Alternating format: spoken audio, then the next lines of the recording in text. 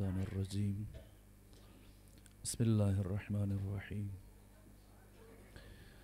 الحمد لله رب العالمين بارئ الخلائق أجمعين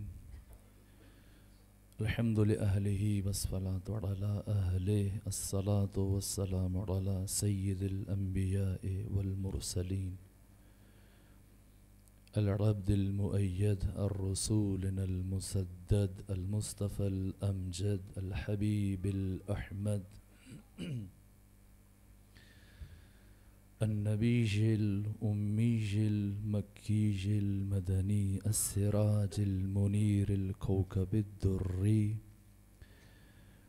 صاحب الوقار والسكينة المدفون بأرض مدينة سيدنا ونبينا وشفيع ذنوبنا وطبيب قلوبنا وحبيب نفوسنا ومولانا أبي القاسم محمد المصطفى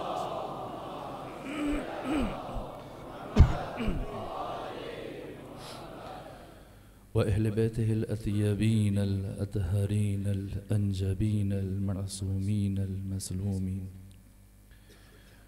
ورحمة الله على أحبابهم وأصحابهم وشيرتهم ومحبيهم ومواليهم أجمعين ولعنة الله على أعدائهم ومنكري فضائلهم وغاصبي حقوقهم من يوم عداوتهم إلى الآن ومن الآن إلى قيام يوم الدين وبعد يوم الدين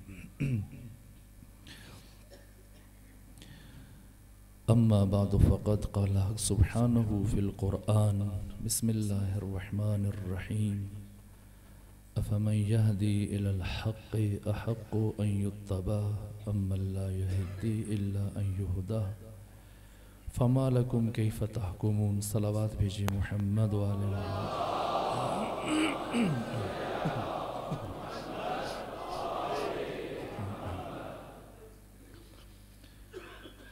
آج اس سلسلے کی آخری مجلس عزا ہے اور کل شام غریبہ ہے. ظاہر ہے کہ ہم نے اپنی گزارشات کو سمیٹ لینا ہے، اگرچہ کہ موضوع کا 20واں حصہ بھی شاید کہا جائے تو بیان نہیں ہو سکا. ایک مفصل موضوع ہے اور بنیادی ترین موضوع ہے. اس سے پہلے کہ میں اپنی اس شب کی مناسبت سے ٹوٹی پھوٹی گزارشات کا آغاز کروں، برادر اظہر عابدی صاحب بھی اعلانات کر رہے تھے، تو میں چاہتا ہوں کہ 2-3 اعلانات میں بھی کر دوں اگر آپ کی اجازت ہو تو انشاءاللہ.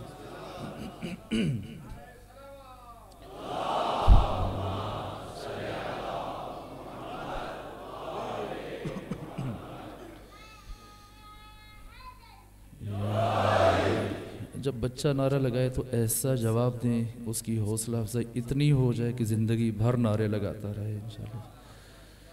تو آپ ایسا نعرہ لگا دیجئے تاکہ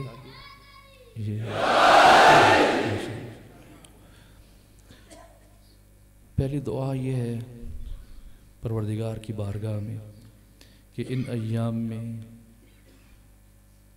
جن برادران نے، جن مومنین نے، جن عزاداروں نے کسی بھی طرح سے وہ سہیم رہے، شریک رہے امر ائمہ کے احیاء میں، عزاداری اور مجلس حسین خواہش معصوم ہے، استغاثہ حسینی کی لبیک ہے، حضرت امام سجاد ہے. بہت عظیم عمل ہے. برابر اعلانات ہوتے رہے. مجھے کل برادر عزیز جناب سرفراز صاحب نے کہا کہ 2 جملے آپ بھی کہہ دیں، لیکن ایک تو وقت بہت گزر گیا تھا اور دوسرا موضوع کی مناسبت سے پھر تھوڑا مشکل ہو رہا تھا. میں آپ کی خدمت میں عرض کروں، ایک عرصے سے آپ کی طرح ہم بھی یہاں سے وابستہ ہیں اور کئی سالوں سے آپ کی خدمت میں برابر حاضر ہو رہے ہیں. جو افراد یہاں پر موجود ہیں اور مامور ہیں آپ کی خدمت پر، بہت کردار ہے ان کا. تمام تر یہ احباب، یہ جو ٹرسٹیز ہیں، اس کے علاوہ جو ان کے معاونین ہیں، خود اس مرتبہ جب خود جناب صدر اور جناب چیئرمین تشریف لائے ماہ محرم سے پہلے عشر محرم کی دعوت دینے کے لیے، تو میں چونکہ 3 مقامات پر پہلے طے کر چکا تھا اور میری ایسی کیفیت نہیں ہے کہ میں اس سے زیادہ آپ کے سامنے ہے صورتحال. بڑی مشکلوں سے ہم نے کسی طرح یہاں تک پہنچے ہیں، تو مشکل تھا. یعنی واقعاً میرے لیے اس سے زیادہ کسی اور مجلس کا انتخاب واقعاً مشکل تھا. لیکن جب یہ 2 بزرگان تشریف لائے تو میرے لیے انکار ممکن نہیں رہا. کیوں ممکن نہیں رہا؟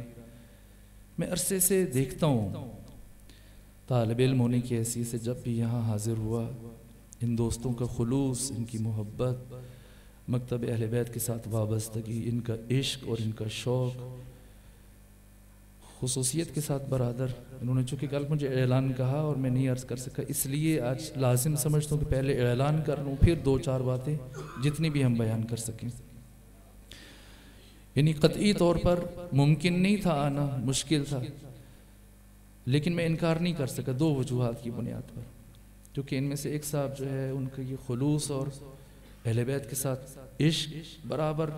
جب آپ دیکھتے ہیں کہ ان دنوں میں ان کے چہرے کیا کیفیت ہوتی ہے جب وہ اعلان کر رہے ہوتے ہیں، کس کے لیے مانگ رہے ہیں؟ اپنی ذات کے لیے مانگ رہے ہیں، کس کی سنت کو زندہ کرنے کے لیے مانگ رہے ہیں. یہ ان کا خلوص ہے جو برابر آپ کے سامنے گڑ گڑاتے ہیں.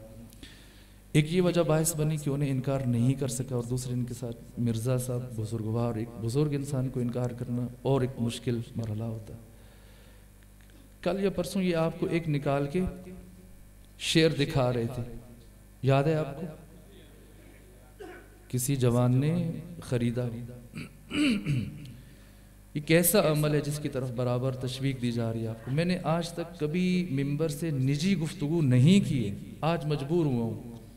اس لیے مجبور ہوں کہ برابر کئی دنوں سے برادر جناب عابدی صاحب اور سرفراز صاحب مسلسل آپ کو کہہ رہے ہیں، خواہش کرنے وہ عمل کہ جس کا اجر یقینی ہے اور حتمی ہے، وہ یہی ہے جو آپ سے کہا گیا ہے، اور اس کا اجر دینے والا کوئی اور نہیں ہے، ذات فاطمہ تو زہرا ہے.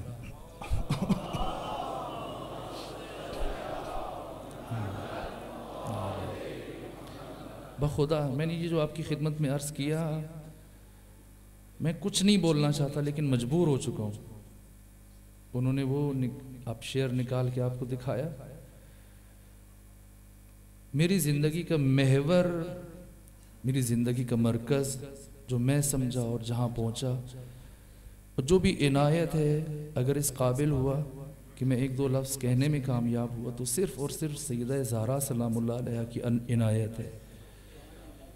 عجیب ذات ہے بی بی کی، عجیب. اگر یہ عمل آپ کریں گے، کیا عنایت ہوگی بی بی کی طرف سے، کیا عطا ہوگی، آپ سوچ نہیں سکتے ہیں، واللہ کو اندازہ نہیں کر سکتے. اتنے واقعات ہیں کہ اگر آج کی پوری شب میں بیان کرتا رہوں کہ سیدہ کی عنایات دنیا میں اور آخرت میں کیا کیا ہے، تو بیان کرنا ممکن نہیں ہے. میں نے عرض کیا، میں ابھی بھی سوچ رہا ہوں کہ نہ بیان کروں، لیکن چارہ نہیں ہے، یہ نجی واقعہ ہے اور میں گریز کرتا ہوں.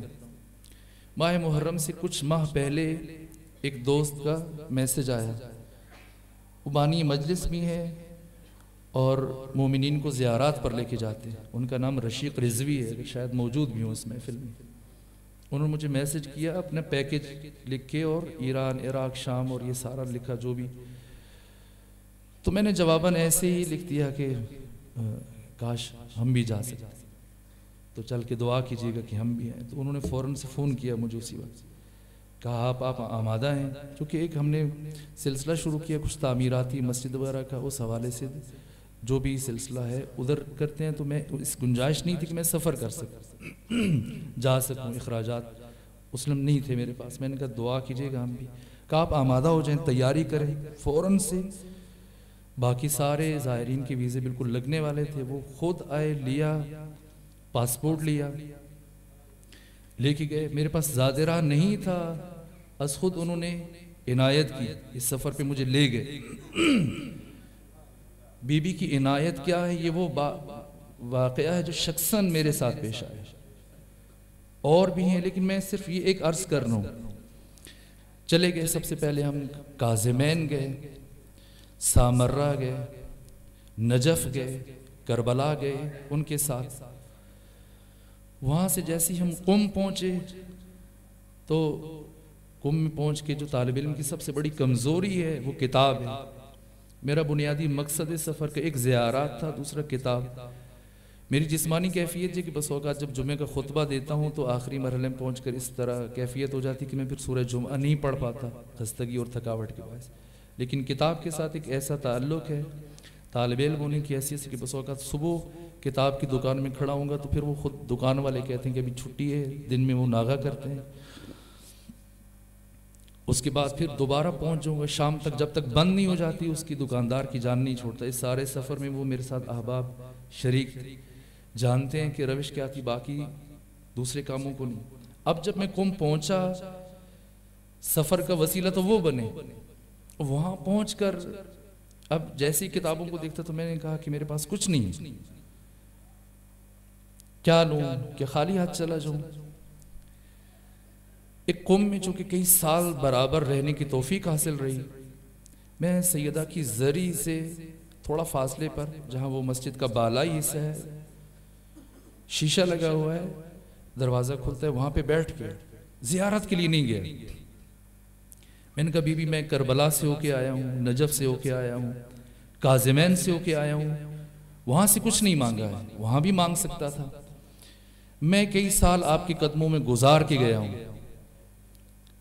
میں آپ کا بیٹا ہوں, آپ میری ماں ہیں. اگرچہ میں بہت گنہگار ہوں, اس لائق نہیں ہوں, لیکن میں نے وہاں سے کچھ نہیں مانگا. بحیثیت ماں اب میں آپ سے سوال کرتا ہوں, جب تک آپ میری ضرورت پوری نہیں کریں گے تو میں تب تک آپ کی زیارت کے لیے نہیں آؤں گا.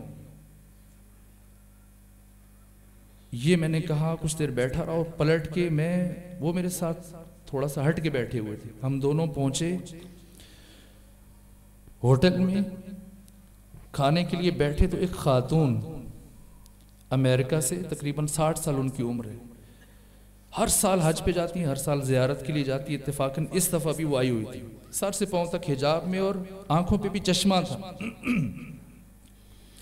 ہم کھانے میں مشغول تھے اور وہ پاس آ کے کھڑی ہو گئی, ڈھونڈتی نہیں, پہلے جیسے کسی کو تلاش کر رہی ہوں, پھر قریب آ کے کھڑی ہوئی اور میری طرف دیکھا تو میں متوجہ ہوں کہ شاید ان کو کچھ کام ہے. میں نے کہا کچھ حکم ہے, بات ہے کچھ؟ کہا اگر آپ ناراض نہ ہو تو میرے پاس آ جائیں.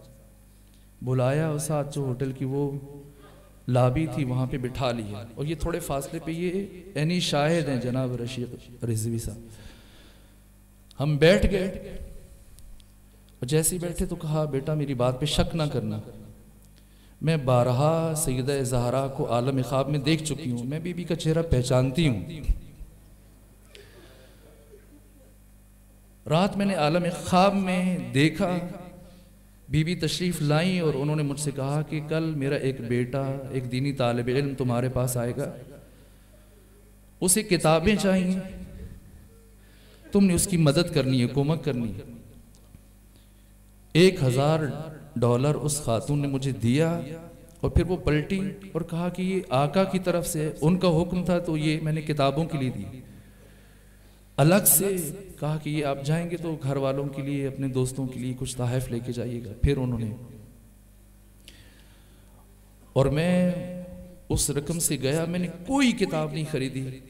میرے عزیزان شاگردان بھی یہاں موجود ہیں, جیسے وہ کارٹن کھول رہے تھے اس 1 لاکھ روپے کی کتابیں صرف سیدہ زہرا سلام اللہ علیہ کی شخصیت پہ میں نے لی, کوئی اور دوسری کتاب نہیں لی. کہ اب جو باقی توفیق ملی, مہلت ملی, فرصت ملی, وقت ملا, صرف بی بی کی شخصیت کو پڑھنا ہے, بی بی کی شخصیت پہ بولنا ہے, بی بی کی شخصیت پہ لکھنا ہے. یہ عنایت ہے جناب سیدہ کی جس کے دل میں ذرہ برابر ادب ہے ذات فاطمہ تو زہرا کی نسبت، آپ سوچ سکتے ہیں کہ کوئی ان کے فرزند کی عزا کے لیے یہاں پہ آئے اور کچھ حصہ اپنا منتقل کر دے اور بیویوں سے محروم رکھیں؟ ممکن نہیں ہے، ممکن نہیں ہے۔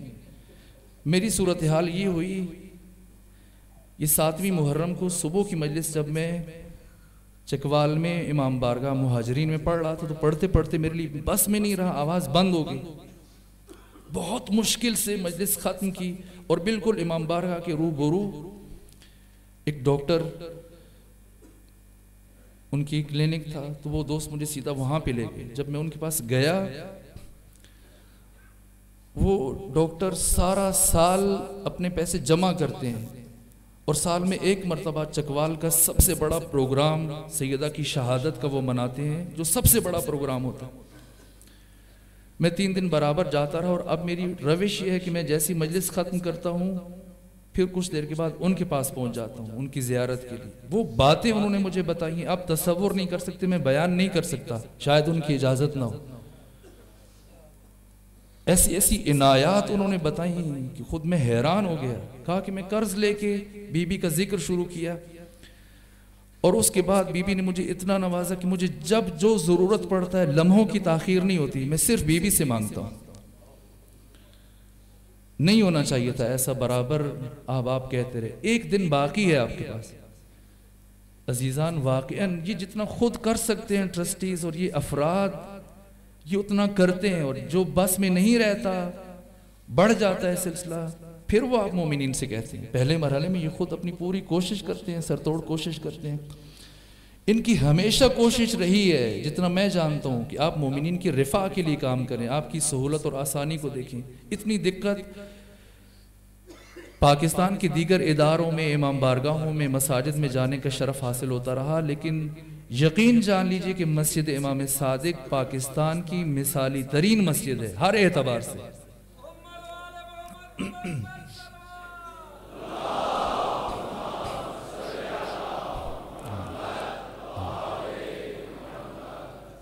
اس کی پورا سال کوئی ایک مناسبت بتائیے، کسی معصوم کی ولادت ہے یا شہادت ہے اور یہاں پر پروگرام کا انعقاد نہ کیا گیا ہو، ایسے کبھی نہیں ہوا۔ شاید باقی کسی جگہ پر یوں اس طرح سے نہ ہوتا۔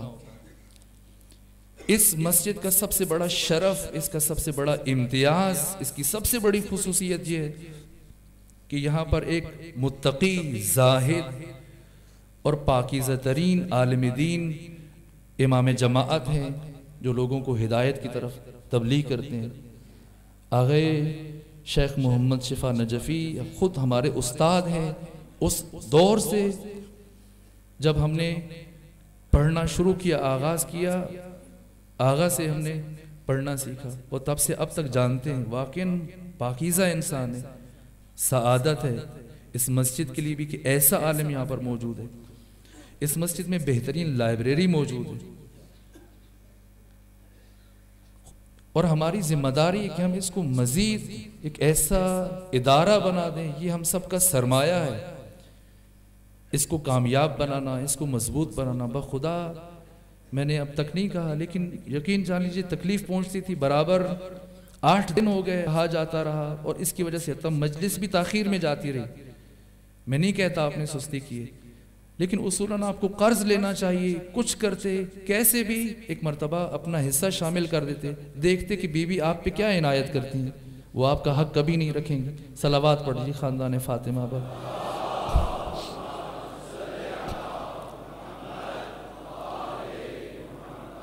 اس اعلان میں کافی وقت گزر گیا، مزید کیا عرض کروں آپ کی خدمت میں۔ یہ ہماری ذمہ داریاں ہیں۔ آج چاہ رہا ہوں کہ آج کی شب امام زمانہ ہے، آقا موجود ہیں، ہمارے درمیان تشریف لاتے ہیں، ہماری آنکھوں پر پٹی ہے، ہم حضرت کے رخ جمال کی زیارت سے محروم ہیں، نہیں دیکھ پاتے۔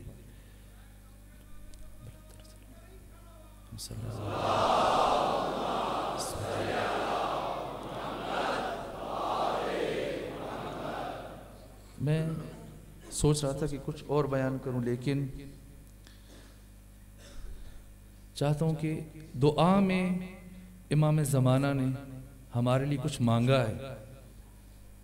آج کی شب جو کہ شب عہد و پیمان ہے، شب تعہد ہے، تجدید بیعت کی رات ہے، اپنے آقا اپنے امام اس عصر کے حسین جو تنہا ہیں، منتظر بھی ہیں اور منتظر بھی ہیں، ہم سے زیادہ خود آقا انتظار میں. کیوں نہیں انتظار ظہور فرما رہے؟ اس لیے کہ ہم آمادہ نہیں ہیں، ہم تیار نہیں ہیں. آج کے دن ہم نے اس عصر کے حسین کو اپنی نصرت کا یقین دلانا ہے، بیعت کرنی ہے. تجدید بیعت کا دن ہے، تجدید عہد بتانا ہے، اپنی وفاداریوں کا یقین دلانا ہے. آج کی رات لبیک کہنے کی رات ہے، لیکن لبیک کہنے سے پہلے سمجھنا ہے کہ پہلے جو فرد جہاں موجود ہے اس نے پہلے اپنی ذمہ داریوں کو سمجھنا ہے، اور جب سمجھ لے اس کے بعد پھر اس نے لبیک کہنی ہے. اور یہ لبیک عہد ہوگا کہ میں اپنی ان ذمہ داریوں کو ادا کروں گا، پورا کروں گا. زیادہ جوان ہیں اس محفل میں، بزرگان کم ہیں.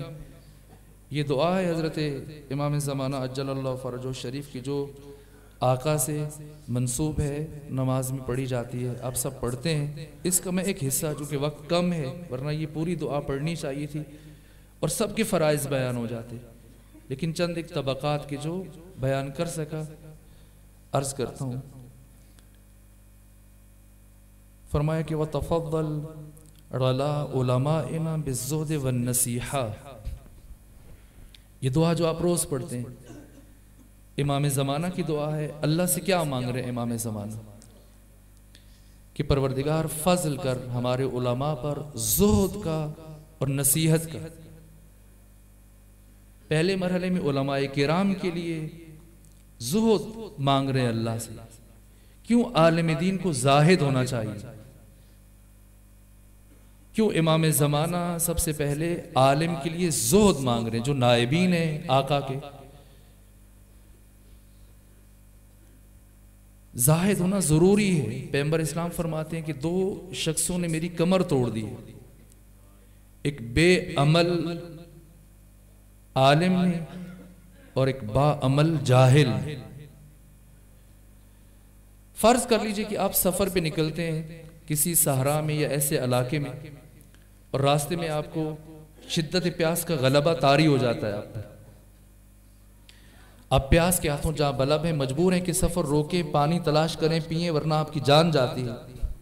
بہت پیاسے ہیں آپ، اور راستے میں کوئی ایسا ریسٹورنٹ ہے، کوئی ایسا کھوکھا ایسی جگہ ہے، آپ کو نظر آیا، فوراً چلے گئے، جا کے بیٹھے کہ چلیں یہاں سے چائے بھی پی لوں گا، پانی بھی پی لیتا ہوں. وہاں جو موجود ہیں خادم، اس میں سے آپ نے کسی کو اشارہ کیا کہ پانی لے آؤ میرے لیے، اور جب وہ پانی لے کے آیا، پانی رکھا آپ کے سامنے، آپ نے جیسی پانی میں دیکھا تو کچھ کچرا یا کثافت گری ہوئی تھی پانی میں. کیا آپ پیئیں گے یا نہیں پیئیں گے؟ کیا پیاس ختم ہو گئی؟ پیاس باقی، پھر کیوں نہیں پیئیں گے؟ کچرا ہے، کثافت ڈلی ہوئی ہے، کوئی ایسی چیز ہے کہ آپ کا دل متنفر ہو گیا، جی نہیں چاہ رہا ہے، آپ پیاسے اٹھ جائیں گے. آپ نے پانی چھوڑ دیا، آگے گئے اس امید پہ کہ کہیں تھوڑا اور آگے چل کے پانی مل جائے، اور جب وہاں پہنچے کسی اور جگہ پر، تو اب دیکھا کہ ایک شخص جو پانی لے کے آیا جس سے آپ نے مانگا، پانی بہت صاف ہے،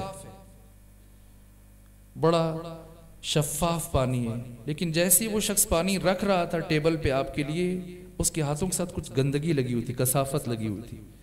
خود پانی صاف ہے، جس ہاتھ سے اس نے پانی رکھا ہے وہ ہاتھ اس کے کثیف ہیں. کیا اب آپ پانی پیئیں گے؟ نہیں پیئیں گے. کیوں نہیں پیئیں گے؟ پانی صاف ہے، لیکن جو ہاتھ آپ کو پانی منتقل صاف نہیں ہے. پانی سے کہیں بڑی ضرورت انسان کی ہماری دین ہے. دین کی پیاس پانی سے زیادہ ہے. اللہ نے یہ پیاس انسان کی فطرت میں رکھی ہے. انسان دین کا شیفتہ ہے، شیدائی ہے، لیکن پھر کیوں دور ہے؟ آج کا جوان دین سے کیوں فاصلے پر ہے؟ دین کی طلب ہے اس میں، لیکن جب دین جاتا ہے لینے کے لیے تو جو ملا اس کو دین دے رہا ہے وہ دین خالص نہیں ہے، وہ اسلام ناب محمدی نہیں ہے۔ وہ دین جو ملا دے رہا ہے اس نے اپنی آمیزش کی ہے، اس میں کچرا ملایا ہے، دین خالص نہیں دے رہا۔ یہ وہ دین نہیں ہے۔ جوان دیکھتا ہے کہ اس دین کے لیے حسین ابن علی اکبر کی قربانی نہیں دے سکتے، اپنی بہنوں کی حجاب قربان نہیں کر سکتے، اس لیے وہ دین لے کے آتا ہے، واپس پلٹا دیا، نہیں مجھے یہ دین نہیں چاہیے۔ ایک مرتبہ پھر ایک ایسا شخص آتا ہے جو دین خالص پہنچا رہا ہے، اس کو لگتا ہے کہ یہ جو بات کہہ رہا ہے صحیح کہہ رہا ہے، لیکن جو دین پیش کر رہا ہے اس کے ہاتھ آلودہ ہیں، اس کے ہاتھ کثیف ہیں، اس کا عمل اچھا نہیں ہے، کردار اچھا نہیں ہے۔ اب دوبارہ کیا یہ جوان، یہ مومن اس سے دین لے گا؟ دین نہیں لے گا۔ دین کی طلب ہے، لیکن جن ہاتھوں سے آ رہے ہو دیکھتے ہی متنفر ہو جائے گا کہ نہیں مجھے اس سے دین نہیں چاہیے۔ بس پہلا وظیفہ اور پہلی ذمہ داری امام زمانہ نے علماء کی بیان کی ہے، دعا میں وظیفے کا بھی تعین فرمایا۔ وَتَفَضَّلَ عَلَىٰ عُلَمَائِنَا بِالزُّهْدِ وَالنَّصِيحَةِ وَعَلَى الْمُتَعَلِّمِينَ بِالْجُهْدِ وَالرَّغَبَةِ۔ متعلمین، یہ جوان طالب علم، ان کی ذمہ داری کیا ہے؟ جب قم سے رخصت ہو کے ہم احباب دوست آ رہے تھے، پاکستان میں منتقل ہو رہے تھے، تحصیل تمام ہوگی ایک حد تک، تو راہبر معظم نے جو نصیحتیں فرمائی ہیں ان میں سے 2 نصیحتیں میں امام زمانہ کے اس جملے کے تناظر میں بیان کرتا ہوں۔ انہوں نے کہا کہ تبلیغ کے دوران کچھ چیزوں کا خیال رکھنا ہے آپ لوگوں نے۔ ایک یہ پہلی بات کہ آپ نے قشر دانشگاہی، وہ جوان کی جو یونیورسٹیز میں تعلیمی اداروں میں پڑھ رہے ہیں، کوشش کریں کہ انہیں وقت دیں، جوانوں پر کام کریں۔ کیوں؟ کہا کہ ایک بوڑھا شخص سے اگر بہت معذرت کے ساتھ بے ادبی نہ ہو جائے، آپ ناراض نہیں ہوں گے اگر کوئی جسارت محسوس نہ کی جائے، اسی پہلو کو آپ دیکھیے جو عرض کیا جا رہا ہے۔ دونوں نبی ہیں، حضرت یعقوب بھی نبی ہیں، جناب یوسف بھی نبی ہیں، باپ بیٹا ہیں۔ یوسف کے بھائیوں نے زیادہ تکلیف یعقوب کو پہنچائی یا یوسف کو پہنچائی؟ یعقوب کو کنویں میں پھینکا گیا یا جناب یوسف کو؟ کسے غلامی گزارنی پڑی، کسے پردیس کاٹنا پڑا؟ یوسف کو زیادہ تکلیف جناب یوسف کو پہنچی۔ جناب یعقوب کو دکھ تھا اپنے بیٹے کے فراق اور ہجر میں، روتے رہے، نابینا ہو گئے، لیکن تکلیف کے اعتبار سے زیادہ اذیت بھائیوں نے یوسف کو پہنچائی، اس عمر میں کنویں میں پھینک دیا، اور بعد میں پھر ایک ہاتھ سے دوسرے ہاتھ بک رہے ہیں، دوسرے سے تیسرے ہاتھ میں بک رہے ہیں،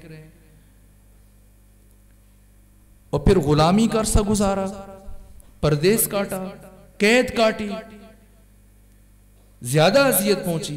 اور جب یہی یوسف کے بھائی آئے یوسف سے معذرت کے لیے، پہلے یعقوب کے پاس گئے، حضرت یعقوب نے کیا جواب دیا؟ کہا کہ بعد میں آنا، شب جمعہ کو چکر لگانا، دیکھوں گا، معاف کروں گا، تمہارے لیے دعا مانگوں گا۔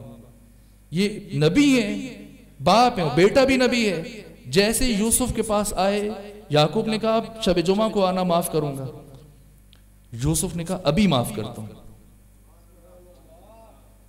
تکلیف زیادہ یوسف کو پہنچی، لیکن کہا ابھی معاف کرتا ہوں۔ کیوں؟ مفسرین فرماتے ہیں کہ اس لیے کہ جوان کا دل نرم ہوتا ہے، جوان کا دل لطیف ہوتا ہے، وہ جلدی نصیحت کو قبول کرتا ہے۔ پہلی وجہ یہ ہے کہ جوان جلدی قبول کرتا ہے نصیحت کو، جلدی اثر لیتا ہے، جلدی منقلب ہو جاتا ہے۔ دوسری بات یہ کہ جو بزرگ ہے، بڑا ہے، پہلی بات یہ کہ اس کے اپنے نظریات اتنے پختہ ہو چکے ہیں کہ اس کے ذہن میں بات نہیں جاتی ہے، وہ قبول نہیں کرتا، یہ جلدی قبول کرتا ہے۔ اور اگر وہ قبول کر بھی لے تو بھی اب اس فکر اور اس پیغام کو کتنا عرصہ پہنچا سکتا ہے؟ مثلا ایک بزرگ، اس کی عمر 50 سال ہے، گرمی بہت شدید ہے، اور آپ بالکل ایک دوسرے کے ساتھ جڑ کے بیٹھے ہوئے ہیں اس طرح سے کہ وہ جگہ کی قلت کے باعث مجھے احساس ہے اور میں چاہتا ہوں کہ گفتگو جلدی ختم کر دوں،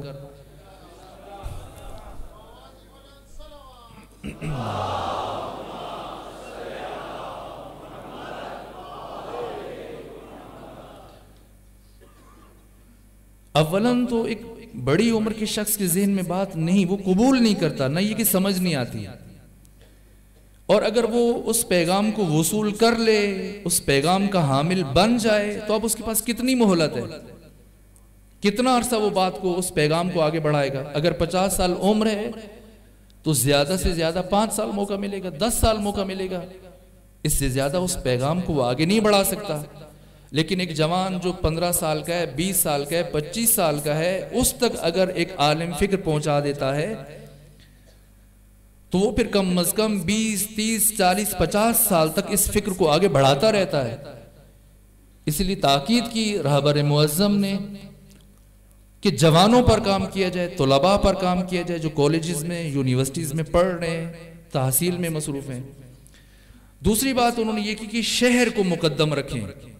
عمر بہت مختصر ہے، اس میں انسان جب سرمایہ لگاتا ہے تو چاہتا ہے کہ سرمایہ واپس لے، کاروبار کرتا ہے اور جب عمر لگائے تو عمر تو بہت قیمتی نہیں بلکہ انمول ہے، زندگی لگا رہا ہے، زندگی کا سرمایہ خرچ کر رہا ہے، تو اب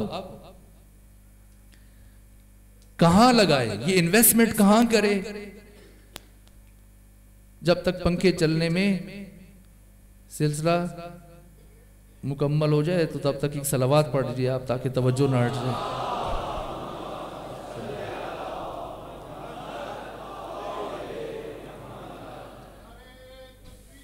اللہ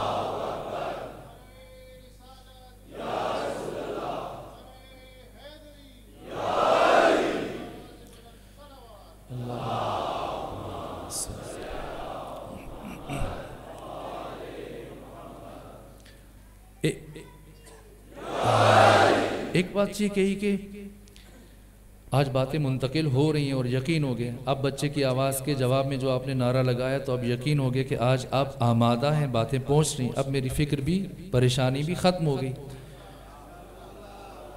کہا پہلے مرحلے میں، اس کو بند کر دیجیے، پہلے مرحلے میں کہا کہ جوان کو بوڑھے پہ مقدم رکھیں، جوان کو مقدم رکھیں، اگر ایک طرف بوڑھا ایک طرف جوان ہے تو آپ جوان کو وقت دیں۔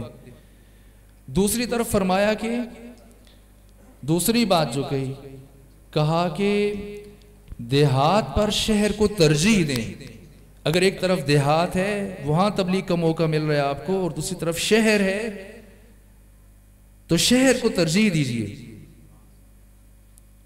اس لیے کہ دیہات میں ایک تو آبادی مختصر ہے، افراد کم ہے، آپ کا پیغام بہت کم لوگوں تک پہنچے گا، اور جو آپ میں گاؤں میں دیہات میں ہمسایہ ہے 50 سال سے وہی ہے، کوئی تبدیلی نہیں آتی، نہ وہاں کوئی کرایہ دار جاتا ہے، نہ کسی کو ضرورت ہوتا ہے، نہ کوئی مسافر، گاؤں میں کون جاتا ہے، بہت کم اتفاق ہو۔ جو 30-40 سال پہلے جس دکان سے انسان سودا خریدتا ہے 30-40 سال گزرنے کے بعد بھی وہیں سے سامان لیتا ہے۔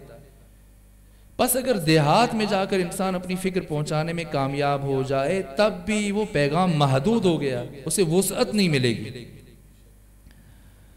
لہذا تاکید فرمائی رہبر معظم نے کہ آپ دیہات کی نسبت شہر کو ترجیح دیں اور شہر میں پیغام پہنچائیں۔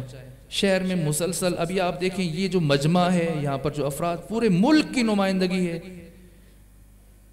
گوشہ و کنار سے، صرف اسلام آباد سے نہیں، اس وقت یہ اسلام آباد کا سب سے بڑا مرکزی اجتماع ہے، لیکن صرف اسلام آباد سے نہیں بلکہ اطراف سے، راولپنڈی سے، گردو نواح سے، مختلف شہروں سے، دیہاتوں سے افراد جمع ہیں۔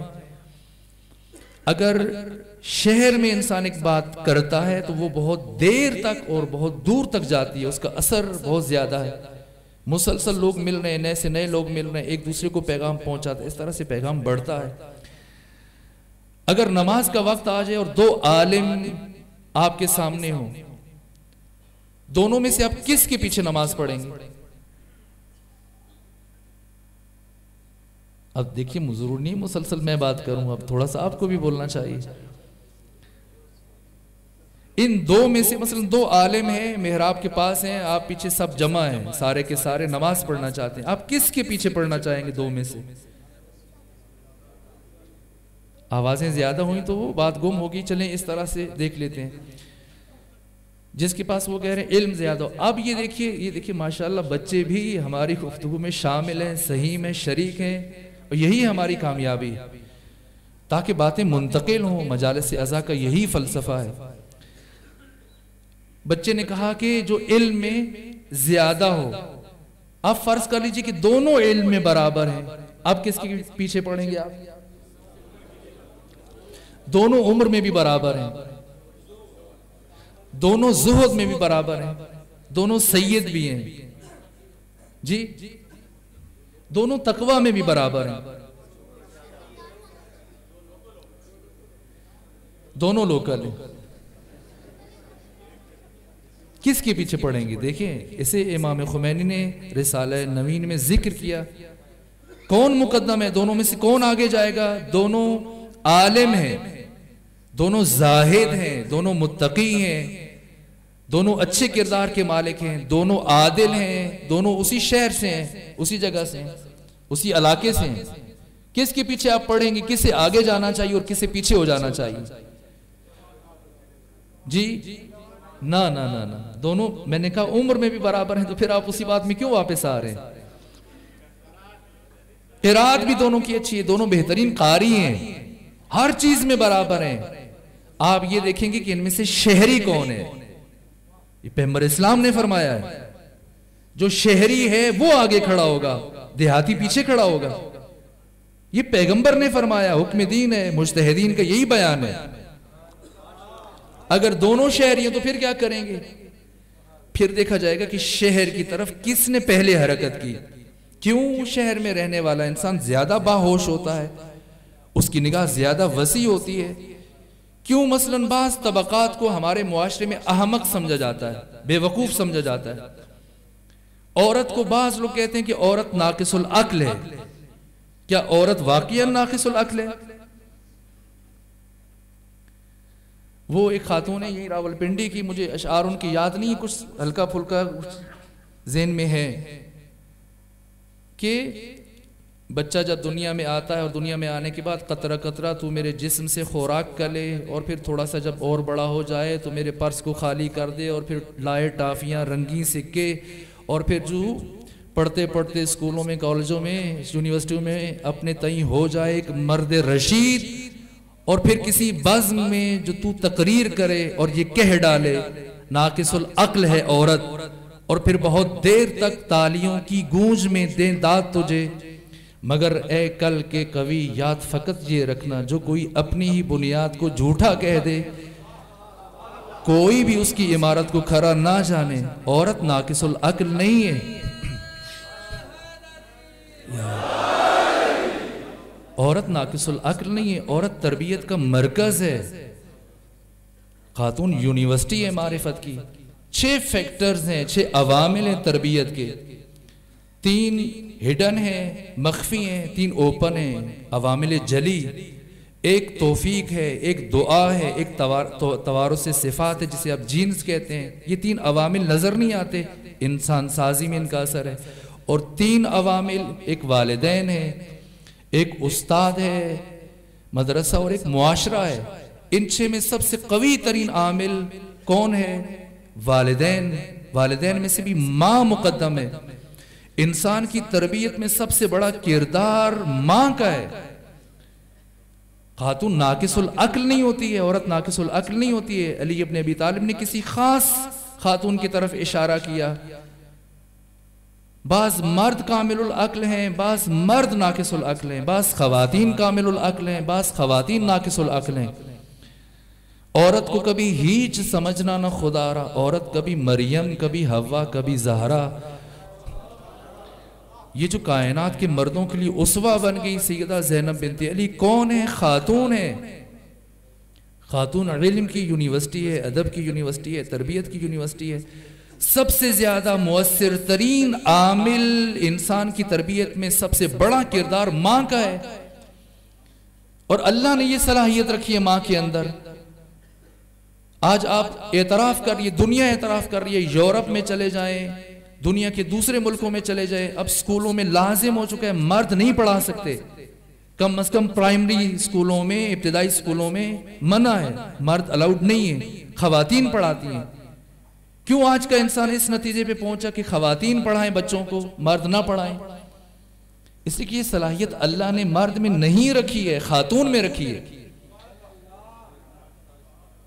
مرد میں سختی ہے، مرد میں شدت ہے، عورت لطیف ترین وجود ہے اس کائنات کا، تربیت کے لیے لطافت شرط ہے۔ اگر مجھے اور آپ کو کسی بچے کو الف سکھانا پڑ گیا، گنتی سکھانی پڑ گئی، بے سکھانا پڑ گیا، ہم اس کو کتنی دفعہ سکھائیں گے؟ 1 دفعہ، 2 دفعہ، 3 دفعہ، 10 دفعہ، 20 دفعہ، بالآخر تھک جائیں گے اور اس کے بعد اس کی گردن مروڑ کے پھینک دیں گے الف سکھاتے سکھاتے۔ کیوں خاتون زیادہ باتیں کرتی ہے؟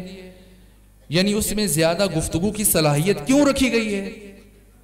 مرد عام طور پہ کم بولتا ہے، خواتین زیادہ بولتی ہیں۔ ابھی بھی اندازہ ہو گیا کہ مرد کم بولتے ہیں، خواتین زیادہ بولتی۔ کیوں؟ کیا زیادہ بولنا نقص ہے یا زیادہ بولنا خوبی ہے؟ مرد کم بولتا ہے یعنی اس میں بولنے کی صلاحیت کم ہے، تھک جاتا ہے جلدی۔ خاتون میں بے شک کمزور ہو، جوان ہو یا بوڑھی، باتیں کرتے ہوئے نہیں تھکتی ہے۔ کیوں نہیں تھکتی ہے؟ یہ زیادہ باتیں کرنے کی صلاحیت اللہ نے خاتون میں کیوں رکھی ہے؟ کس لیے رکھی ہے؟ یہ نقص نہیں ہے، یہ خوبی ہے، یہ صلاحیت ہے۔ کیوں؟ آپ دیکھیں، ابھی آپ بڑے ہیں، بہت کم بچے ہیں بیٹھے ہیں، میں ان بچوں سے پوچھتا ہوں اور بعد میں جوان بھی بتائیں اور بڑے بھی، بچے بھی کافی مقدار میں قریب قریب بیٹھے ہیں۔ آپ کھیلتے ہیں، کس چیز سے کھیلتے ہیں آپ لوگ؟ گھروں میں جب کھیلتے ہیں، کھلونے خریدتے ہیں یہ بچے، اور زیادہ بچے ہیں سامنے ماشاءاللہ، کون سے کھلونے خریدتے ہیں؟ کس چیز سے کھیلنا خوش ہو کے کھیلتے ہیں آپ؟ گاڑی لیتے ہیں، دیکھیں ایک بچہ تصدیق کر رہا ہے کہ گاڑی لیتے ہیں، پسٹل خریدتے ہیں، گن لیتے ہیں۔ یہ جو بچے بیٹھے ہیں مجھے بتائیے کبھی آپ نے گڑیا لی ہے؟ بچے نے۔ لیکن اگر بچی ہے، جیسی ماں اس کو پیسے دے، باپ اس کو پیسے دے، کوئی بڑا اسے پیسے دے اور وہ اس کو موقع ملے دکان پہ جانے کا، بتائیں کیا چیز خریدتی ہے؟ کیوں گڑیا خریدتی ہے؟ کیوں وہ گاڑی نہیں خرید رہی ہے؟ کیوں وہ گن اور پسٹل نہیں خرید رہی ہے؟ گڑیا کیوں خرید رہی ہے؟ یہ صلاحیت اس میں اللہ نے رکھی ہے، یہ ذوق اس میں پروردگار نے رکھا ہے۔ یہ گڑیا خریدتی ہے، اس سے کھیلتی ہے، اس کی لباس تبدیل کرتی ہے، اس کو تیار کرتی ہے، اس کی شادیاں کرتی ہے، آپس میں گڈے اور گڑیا کی۔ کیوں؟ جو کام پروردگار نے بعد میں سے لینا ہے اس کی صلاحیت پہلے رکھ دی، وہ ذوق پہلے رکھ دیا تاکہ ابھی سے تیار ہو جائے، اس کی مشق ہوتی رہے، چونکہ بڑے ہو کے اس نے ماں بننا ہے، اس نے تربیت کرنی ہے۔ تربیت کرنے کے لیے پھر یہ صلاحیتیں بھی چاہیے۔ مرد کا دل سخت ہونا خوبی ہے، عورت کا دل سخت ہونا غلط ہے۔ عورت کو نرم دل ہونا چاہیے۔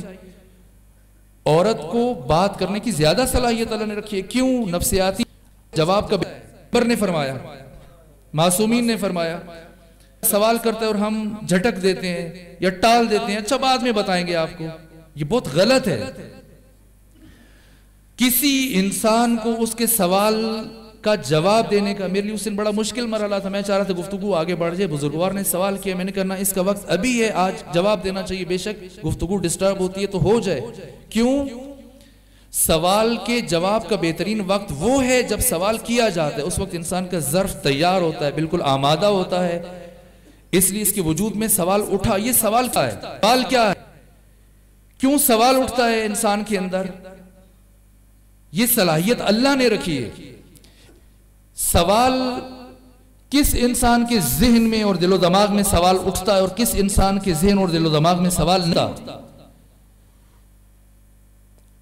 ہم دو چیزوں کا مجموعہ ہیں، جسم کا اور روح کا۔ کچھ چیزیں اس جسم کی ضرورت ہیں، کچھ چیزیں اس روح کی ضرورت ہیں۔ جسم کو برقرار رکھنے کے لیے خوراک چاہیے، پانی چاہیے، کھانا چاہیے۔ روح کے لیے بھی خوراک ہے، روح کی خوراک کا نام علم ہے، معرفت ہے، بصیرت ہے۔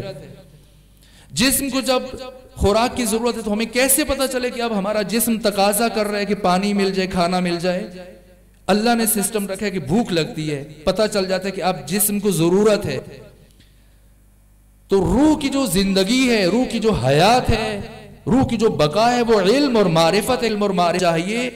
تو پھر یہ جو سوال کی شکل میں اٹھتی ہے، روحوں کے اندر پرورش پاتا ہے۔ مردہ کے اندر سوال کبھی پرورش نہیں پاتا. سوال اس کی روح زندہ ہے, اس کی روح میں طلب ہے, اس کو بھوک لگ رہی ہے. بھوک نہ لگنا نقص ہے, عیب ہے, بیماری ہے. کبھی کبھی ایسے ہوتا ہے کہ لوگوں کو بھوک نہیں لگتی, غلط ہے, یہ عیب ہے. کو بھی اور روح کو بھی, اور روح کی بھوک کال ہے, کال کا جواب آئیے, جیسے بھوک لگی فوراً اس کو جواب دیں. اب بچہ چونکہ وہ ابتدائی مراحل میں مسلسل سیکھنے کی کیفیت میں ہوتا ہے اور اسے جواب مطلوب ہے, ضروری یہ ہے نفسیاتی اعتبار سے کہ جیسے ہی بچہ سوال کرے اب بالکل وہ تیار ہے جواب لینے کے لیے, اسی لمحے جواب دیجئے. تاخیر کی, بعد میں آپ نے بہترین انداز میں جواب دے دیا, اب اس کا کوئی فائدہ نہیں ہے, اب اس کا اثر بہت کم ہوگا, چونکہ اب اس کیفیت سے گزر گیا. اب وہ آمادگی نہیں اس کے ظرف میں جو پہلے تھی. اگر ناراض نہیں ہو رہے تو فاطمہ پر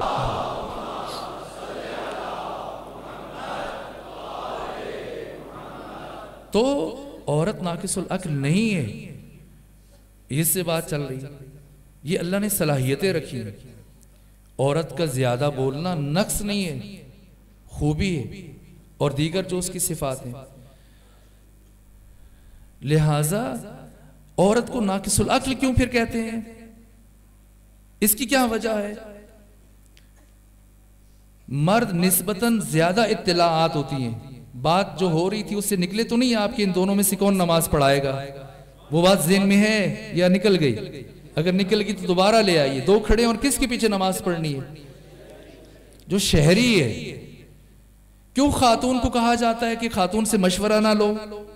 ناقص العقل نہیں ہے, لیکن مشورے سے منع کیا جا رہا ہے. کیوں؟ اس کا سر اکثر کڑھائی میں ہوتا ہے, کچن میں ہوتا ہے, دیچکے میں ہوتا ہے. اس کو باہر کی دنیا کی حالات سے آشنائی نہیں ہوتی. لیکن بعض خواتین ہیں جنہیں مردوں سے زیادہ آشنائی ہے, ان سے مشورہ لیجئے. کیوں ہمارے معاشرے میں مثلا جولاہا, یہ لفظ سنا ہے آپ نے, جولاہا, اس کو بے وقوف کیوں کہا جاتا ہے یا بے وقوف سمجھا جاتا ہے؟ دیہاتوں میں بطور خاص جولاہے کو بے وقوف سمجھا جاتا ہے. کیوں؟ وجہ کیا ہے؟ اس لیے کہ اس کا سر کھڈی میں ہوتا ہے, کپڑے بنتا ہے, اس کو دنیا کا ہوش نہیں ہوتا, دنیا کی خبر نہیں ہے. ورنہ ذاتاً سب انسان برابر ہیں, سب جناب آدم کی اولاد ہیں, مساوی ہیں صلاحیتوں میں. لیکن شعبہ اثر انداز ہوتا ہے انسان کی صلاحیت پر.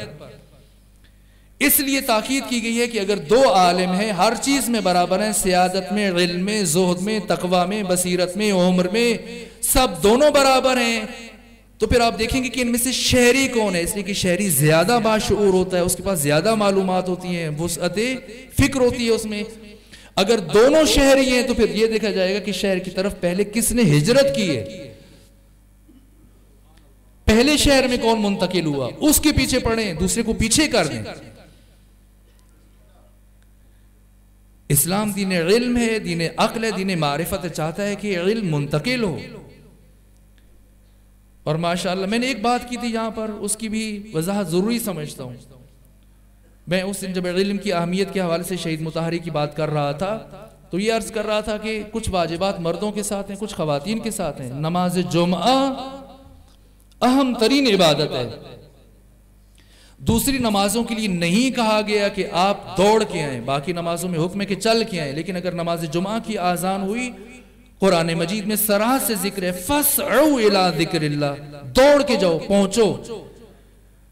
وَذَرُوا الْبَيْعَ, خرید و فروخت ترک کر دو. اگر دکاندار سامان تول چکا ہے, معاملہ طے ہو چکا ہے, آپ پیسے نکالنے لگے, جیسی آواز ہے آذان کی وہ سودا واپس رکھتے, یہ پیسے جیب میں ڈالے, پہنچے مسجد. یہ جمعہ کو ہم کہتے ہیں کہ یہ نماز ظہر کا بدل ہے. جمعہ کے دن بھی وہی 5 نمازیں ہیں, لیکن جمعہ کے دن نماز ظہر کی جگہ نماز جمعہ آ جاتی ہے. تو ظہر کی تو 4 رکعتیں ہیں اور جمعہ کی 2 رکعتیں ہیں. جب مولا متقیان سے پوچھا گیا کہ کیا وجہ ہے اگر یہ جمعے کے دن ظہر کے بدلے میں ہے تو اس کی بھی 4 رکعتیں ہونی چاہیے, فرمایا 4 رکعتیں ہیں. یہ جو 2 خطبے ہیں در حقیقت یہ 2 رکعت کے قائم مقام ہیں.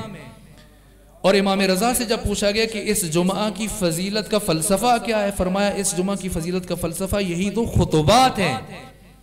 ان 2 خطبات کی وجہ سے بعض لوگ سمجھتے ہیں کہ شاید جمعہ کے دن نماز پڑھنا, نماز جمعہ قائم کرنا یہ ثواب ہے.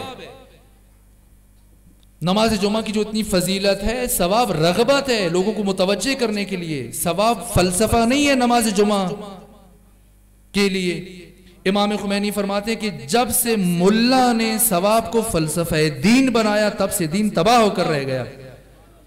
ثواب فلسفہ دین نہیں ہے.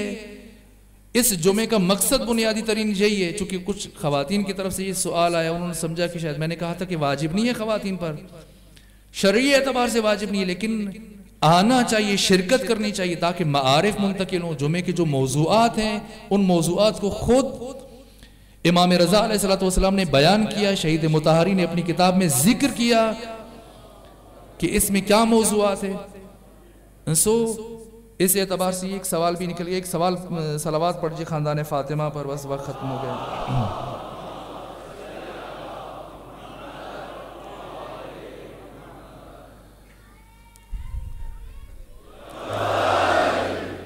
بس میرے عزیزو, میں نے آپ کو تھکا دیا اور بری طرح سے تھکا دیا اور بات کو ختم کر دیتے ہیں. لیکن ایک اور چیز عرض کر دوں, کچھ بہت سارے وظائف ہیں, یہ دعا پڑھنی چاہیے ہمیں. امام زمانہ کی دعا ہے, وہ ہم سے کیا چاہتے ہیں اور ہمارے لیے کیا مانگ رہے ہیں تاکہ ہم اس طرف سفر شروع کر دیں.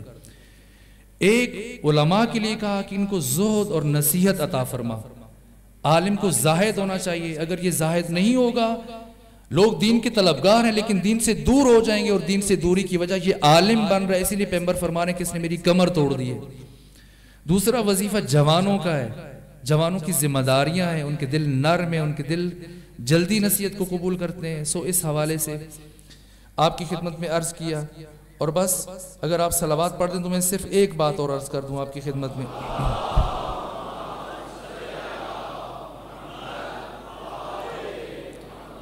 وَعَلَى النِّسَاءِ بِالْحَيَاءِ وَالْإِفَّةِ. یہ آپ مردوں کی چونکہ باتیں میں کر رہا تھا, البتہ جب جوانوں کی بات ہو رہی ہے تو اس میں خواتین بھی شامل ہیں. لیکن خواتین کے لیے امام زمانہ نے کیا دعا مانگی؟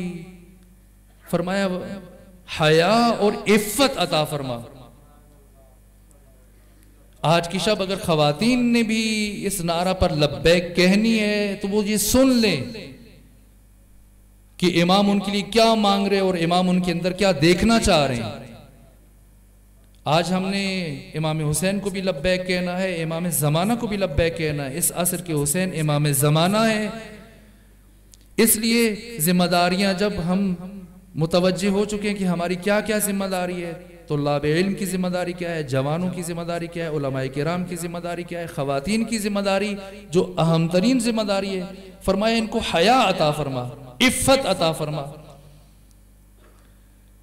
تمام خواتین کو با حیا ہونا چاہیے, با عفت ہونا چاہیے, با حجاب ہونا چاہیے. سمجھنا چاہیے حجاب پابندی نہیں ہے, یہ حجاب ان کی عظمت کا, ان کے شرف کا, ان کے مقام کا اعلان ہے. ذرا دیکھ لے ایک مرتبہ کہ اللہ نے کس کس کو حجاب میں رکھا. 3 چیزیں ہمارے پاس, ایک کعبہ ہے جو حجاب میں ہے, ایک قرآن ہے جو غلاف میں ہے, تیسرے مرحلے میں پروردگار نے خاتون کو ان 2 کے ردیف میں رکھ دیا. کعبے کو بھی غلاف میں رکھا, قرآن کو بھی غلاف میں رکھا, اور خاتون کے لیے بھی کہا کہ حجاب کرے. کس صف میں کھڑا کیا پروردگار نے, اور یہ خود کو کہاں لے کے آ رہی ہے. اور خصوصاً اگر کوئی خاتون خود کو سیدزادی کہتی ہے کہ یہ سیدہ ہے, اس وقت واقعاً عجیب حالت ہوتی ہے دل کی جب انسان میڈیا پہ دیکھتا ہے بیٹھا ہوا کہ ایک خاتون ہے جو گانا گا رہی ہے, یہ ٹی وی اینکر ہے, اس کا لباس, اس کے بولنے کا انداز, اور وہ اپنے نام کے ساتھ پیچھے سیدہ لکھا ہوا ہے, آگے نقوی لکھا ہوا ہے, آگے رضوی لکھا ہوا ہے, آگے کاظمی لکھا ہوا ہے. اس سے بڑی توہین نہیں ہو سکتی. واللہ جو خاتون با حجاب نہیں ہے, بے حجاب ہے, بے پردہ ہے. بعض خواتین, خود ایک خاتون ہے وہ اپنے ساتھ سید لکھتی ہیں اور میڈیا پہ آ کر ایک مرتبہ رند کے رند رہے اور ہاتھ سے جنت بھی نہ گئی. وہ آدھے سر کا حجاب کر کے تو کہا کہ حجاب تو کوئی رکاوٹ نہیں ہے, میں بھی حجاب کرتی ہوں اور مجھے شوہر بھی منع نہیں کرتے. اور یہ ساری باتیں, 3 چیزیں ہمارے پاس, ایک ہے حجاب, ایک ہے بے حجابی, ایک ہے بد حجابی. ایک مرتبہ انسان حجاب کرتا ہی نہیں ہے, ایک مرتبہ حجاب کرتا ہے وہ حجاب کامل ہوتا ہے. ایک مرتبہ انسان حجاب کرتا ہے لیکن وہ حجاب نہیں ہوتا, ناقص ہوتا ہے. مثلا بال بھی دکھ رہے ہیں اور اعضاء بھی نمایاں ہیں، اور پھر انسان ایک ظاہری طور پہ کہ میں نے چادر پہنی ہے نہ، حجاب، خاتون کو باحجاب ہونا چاہیے، خصوصاً وہ خواتین کے جو اپنے ساتھ یہ لکھ دیتی ہیں، ورنہ توہین مذہب ہے، یہ سیدہ زہرا کی توہین کر رہی ہیں۔ کیوں جب حضرت نوح نے کہا کہ یہ میرا بیٹا ہے، اس کو بھی سوار کر دیجئے، کیا فرمایا پروردگار نے؟ قاری صاحب موجود ہیں سامنے، اگر وہ آیت پڑھیں تو رہنمائی ہو جائے گی۔ لیس من آلک انہو عمل غیر صالح، یہ تیری اہل میں سے نہیں ہے، تیرے خاندان میں سے نہیں ہے، کیوں اس کا عمل صالح نہیں ہے؟ وہ خاتون بے شک اپنے نام کے ساتھ سیدہ لکھتی رہے، نقوی لکھتی رہے، رضوی لکھتی رہے، کاظمی لکھے، وہ سید زادی نہیں ہے، اس کا نسل فاطمہ سے کوئی تعلق نہیں ہے، اس نے نفی کر دی ذات فاطمہ تو زہرا کی، توہین نہیں کرنی چاہیے، منع کریں نہ، اس کا عمل غیر صالح ہے، یہ اولاد فاطمہ نہیں ہے، اولاد فاطمہ کردار سے ہے۔ پس خواتین کی ذمہ داری ہے کہ وہ خود کو اسوہ فاطمی کے مطابق ڈھالیں، اسوہ زینبی کے مطابق ڈھالیں۔ بس میرے عزیزو، بہت زیادہ زحمت سماعتی، میں اتنا زیادہ نہیں بولنا چاہ رہا تھا، لیکن میری ایسی کیفیت نہیں تھی کہ میں ذرا بہتر انداز میں آپ کے سامنے گفتگو کرتا، میں نے آپ کو تھکایا، لیکن ایک اور بات اہم ہے، اس کو عرض کرنا ناگزیر ہے۔ کل کا دن بہت خاص ہے، کل کا دن بہت اہم ہے۔ 1 سال پہلے اسی دن آپ کے قرب میں اور آپ کے جوار میں کیا ہوا آپ کے حافظوں میں محفوظ ہے۔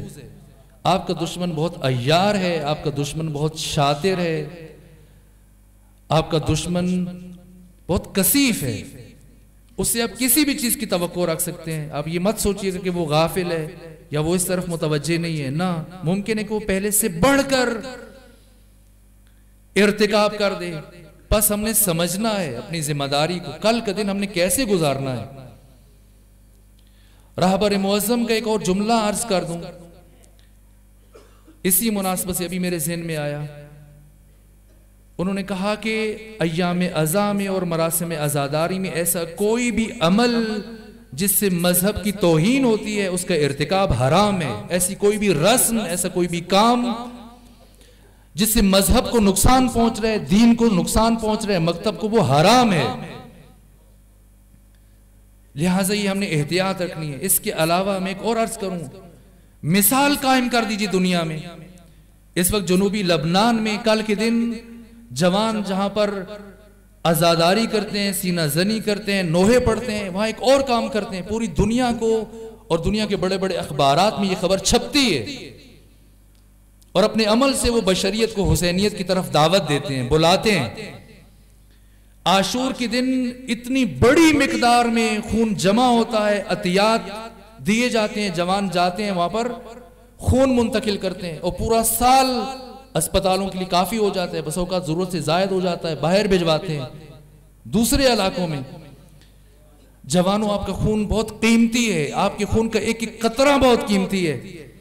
عجیب جملہ کہا ہے شہید مطہری نے، فرمایا کہ اس کائنات میں جس ہستی نے سب سے زیادہ اپنے خون کی قیمت وصول کی ہے اس کا نام حسین ابن علی ہے۔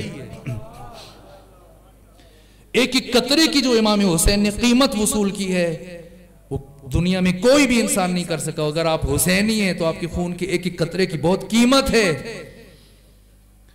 یہ خون حسین ابن علی نے پیش کیا بشریت کی بقا کے لیے، انسانیت کی حیات کے لیے، انسانیت کی سعادت کے لیے، انسانیت کی زندگی کے لیے۔ آپ نے اسی اسوے پر عمل کرنا ہے۔ یہ خون ان افراد تک پہنچائیے جو ہسپتالوں میں ایڑیاں رگڑ رہے ہیں، مر رہے ہیں، بیمار ہیں، ان کو ضرورت ہے۔ آپ کے امام نے انسانیت کی بقا کے لیے خون دیا، آپ بھی انسانیت کی بقا کے لیے خون دیجئے۔ یہ اسوہ ہے، شبیری ہے، یہ سنت حسینی ہے۔ ایک صلوات پڑھ کر تائید کر دیجئے۔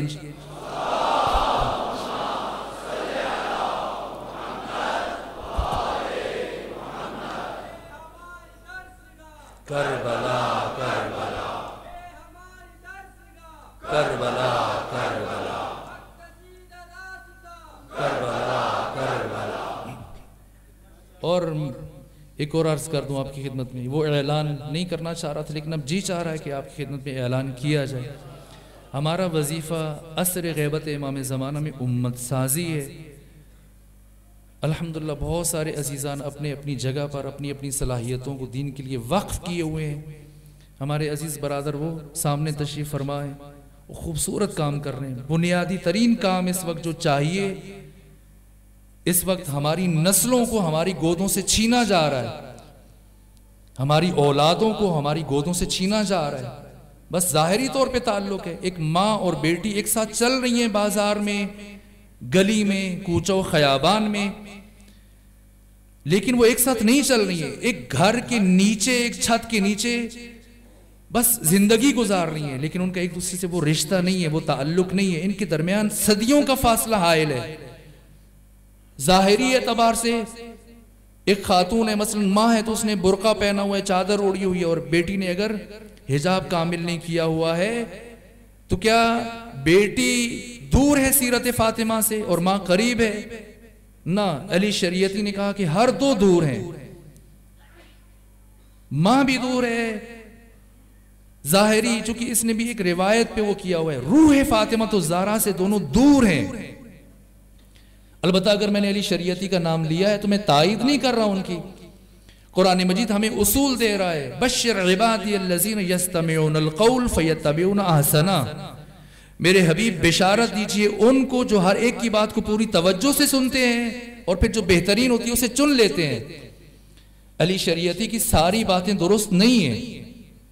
ایک مرتبہ میں نے اپنے استاد جناب آغا میر سپاہ سے پوچھا کہ کیا فرق ہے شہید مطہری میں اور علی شریعتی میں؟ کہا دونوں تخریب کار ہیں. دونوں تخریب کار ہیں. تخریب کار کسے کہتے ہیں؟ جو خراب کرتا ہے. مثلا ہر دو عقائد کی اور نظریات کی جو انسان عمارت بناتا ہے، معاشرے سے لیتا ہے، ادھر ادھر سے چیزیں بناتا ہے، یہ دونوں آتے ہیں اور آتی تہس نہس کر دیتے ہیں. جو بلڈنگ بنی ہوتی ہے عقیدے کی، فکر کی، نظریے کی، آتے ہی ملیا میٹ کر کے گرا دیتے ہیں، زمین بوس کر دیتے ہیں. لیکن یہاں علی شریعتی پہنچ کر بے باس ہو جاتے ہیں، چونکہ وہ اسلام شناس نہیں ہے، جامع شناس ہیں، علم الاجتماع کے ماہر ہیں. اسلام شناس نہیں ہے. انہوں نے اسلام کو ایک مکتب، نظام اور سسٹم کے طور پہ نہیں سمجھا، گرا دیا. اب ہاتھ باندھ کے بیٹھے کہ کیا کروں. لیکن شہید مطہری یہاں سے کام شروع کرتے ہیں اپنا. پہلے گراتے ہیں، پھر ملبہ ہٹاتے ہیں، پھر ایک نئی عمارت استوار کرتے ہیں. لازم ہے جوانوں کے لیے اگر اسلام کو ایک مکتب اور نظام اور آئین اور سسٹم کے طور پہ سمجھنا چاہتے ہیں، اس عظیم شخصیت کے افکار کا مطالعہ کریں. شہید کی کتابوں کو ایک نصاب کے طور پر مرتب کر کے ایک مرشد اور معلم اور استاد کی رہنمائی میں پڑھیں. یہ ذمہ داری ہے. اور میں یہ عرض کر رہا تھا اس وقت سب سے بڑا مسئلہ تربیت کا مسئلہ ہے. صرف تعلیم مقصد نہیں ہے. نظام تعلیم نبوی میں اور نظام تعلیم مغربی میں جو اب رائج ہے، اس میں اتنا ہی فرق آ چکا ہے جتنا فرق خود نبی اعظم اور شیطان پلید کے درمیان ہے. آپ دیکھ لیجئے اس وقت سکولوں کی حالت کیا ہے، کالجز کی حالت کیا ہے، یونیورسٹیز کی حالت کیا ہے. وہ بظاہر آپ کے بچے، آپ کی اولادیں آپ کے ساتھ ایک گھر میں رہ رہے ہیں، لیکن آپ کے اور ان کے درمیان اتنا فاصلہ حائل ہو چکا ہے کہ آپ سوچ نہیں سکتے. برادر حیدر زیدی صاحب نے ایک بڑا جرأت مندانہ قدم اٹھایا اور ہم ان کے ساتھ ہیں، سرپرستی کرتے ہیں. انہوں نے یہ سکول بنایا یہاں اسلام آباد میں، ایک قطرہ بنے بارش کا. بڑی عرصے سے ان کی فکر تھی، دی نالج سٹی کے نام سے جو انہوں نے. ہماری ذمہ داری ہے آج کی شب ہم نے عہد کرنا ہے، جس فرد میں جو صلاحیت ہے، جو توانائی ہے، جتنی اس میں قوت اور طاقت ہے، اپنی صلاحیت کو دین پہ لگا دے. امت بنے، ہم مضبوط بنائیں. ہم میں جو پڑھے لکھے ہیں، باشعور ہیں، اساتید ہیں، ان کی ذمہ داریاں الگ ہیں. وہ جوانوں کو لے کے چلیں، بچوں کی تربیت کریں، انہیں اوپر لے کے آئیں. جوانوں کی ذمہ داریاں الگ ہیں. اشارہ کر دیا آپ کی خدمت میں. علماء کی ذمہ داریاں ہیں. جو افراد صاحبان ثروت ہیں ان کی ذمہ داری ہے. پیغمبر گرامی اسلام، کیا آپ مجھے اجازت دیتے ہیں کہ میں 5-10 منٹ مزید آپ کو زحمت دے دوں؟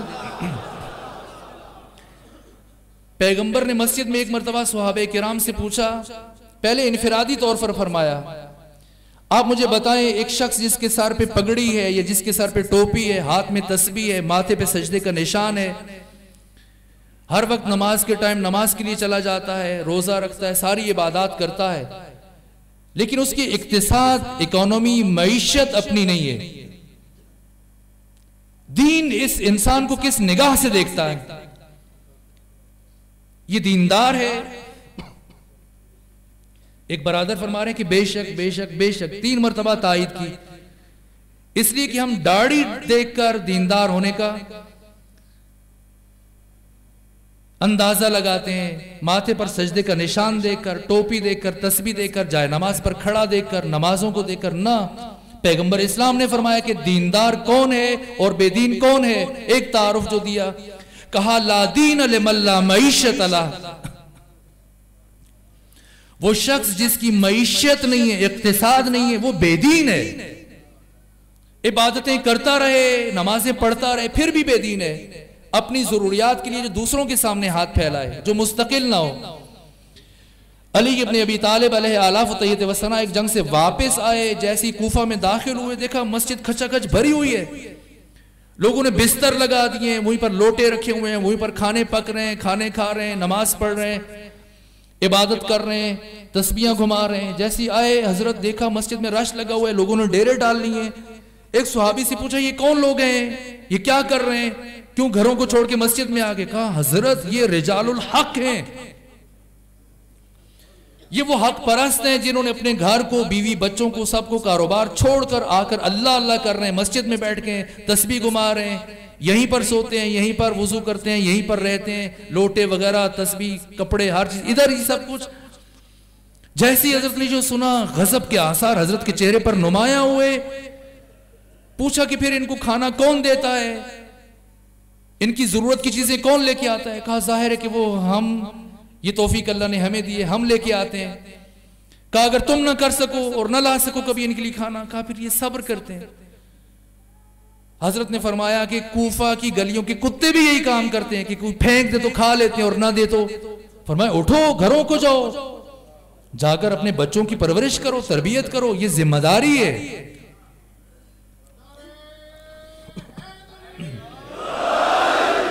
یہ فرد کے لیے فرمایا اور پھر معاشرے کے لیے. منبر پر گئے، پوچھا صحابہ کرام بتاؤ میرے عزیزو، اسلامی معاشرے کی پہچان کیا ہے؟ کوئی کھڑا ہوا، کہا جہاں نمازی بہت ہوں. فرمایا نہیں، یہ میرے سوال کا جواب نہیں ہے، بیٹھو، رہنے دو.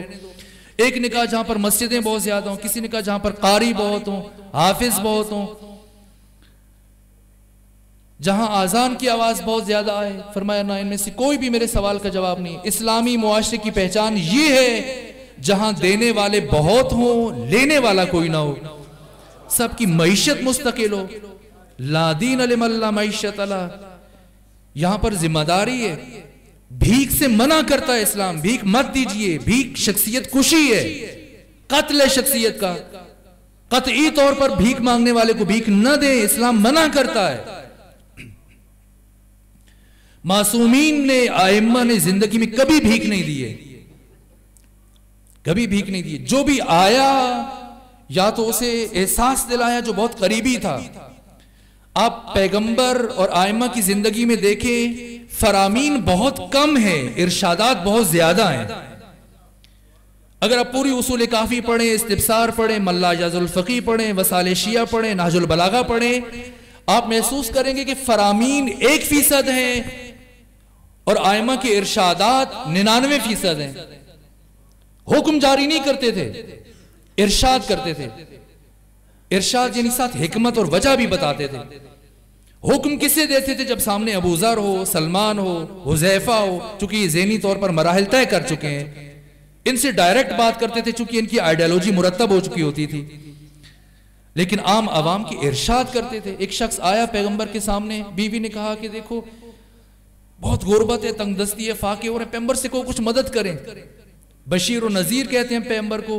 اور ابھی سڑکوں میں آگے پیچھے آپ دیکھتے ہیں کہ اللہ کا نام لکھے ہوئے ہیں، پیغمبر کے نام لکھے ہوئے ہیں، لیکن معانی اکثر غلط ہیں. 80% سے زیادہ معانی غلط ہیں. یہ جو سڑکوں کے اوپر اللہ اور رسول کے نام لکھے گئے ہیں، نیچے جو ان کا اردو میں معنی ہے غلط لکھا گیا. بشیر اور نذیر کیا مطلب؟ بشیر خوشخبری دینے والا، نذیر ڈرانے والا. یہ کیسا معنی ہے؟ بشیر یعنی ایک مایوس دل میں امید کی شمع کو روشن کرنے والا. اور نذیر یعنی آنے والے خطرات سے بشریت کو آگاہ کرنے والا رسول زندہ کرتے تھے.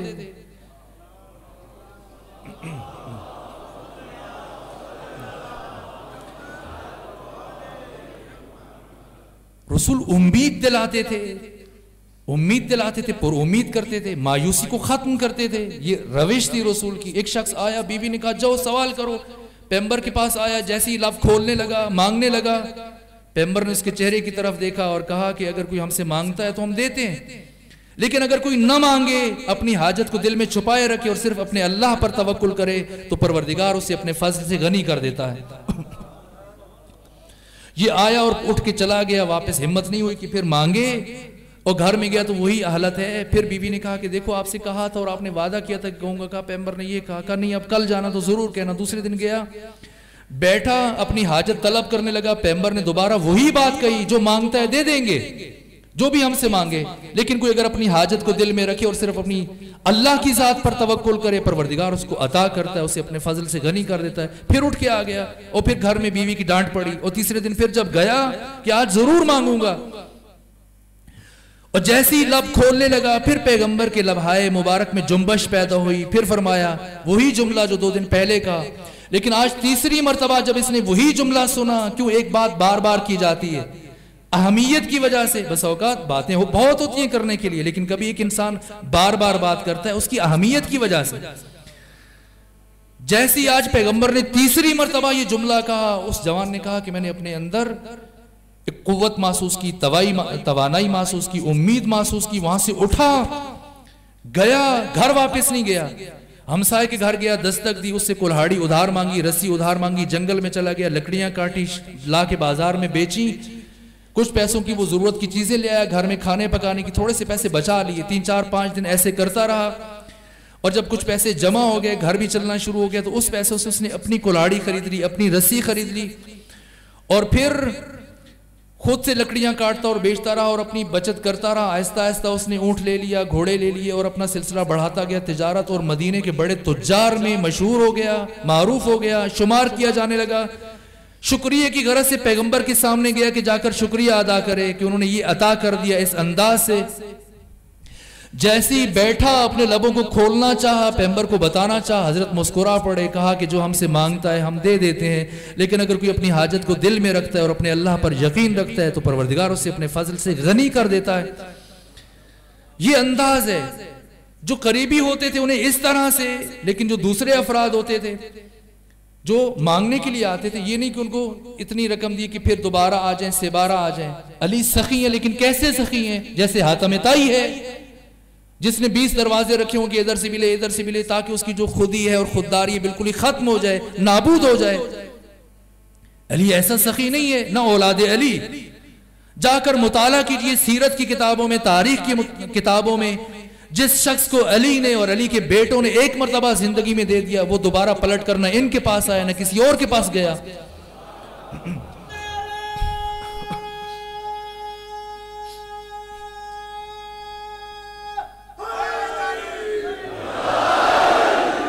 اتنا دے دیتے تھے کہ وہ خود مستقل اپنا بزنس شروع کر دیتا تھا, کاروبار شروع کر دیتا تھا. بس کیوں میں آپ کو بار بار تمہیدوں سے گزار رہا ہوں؟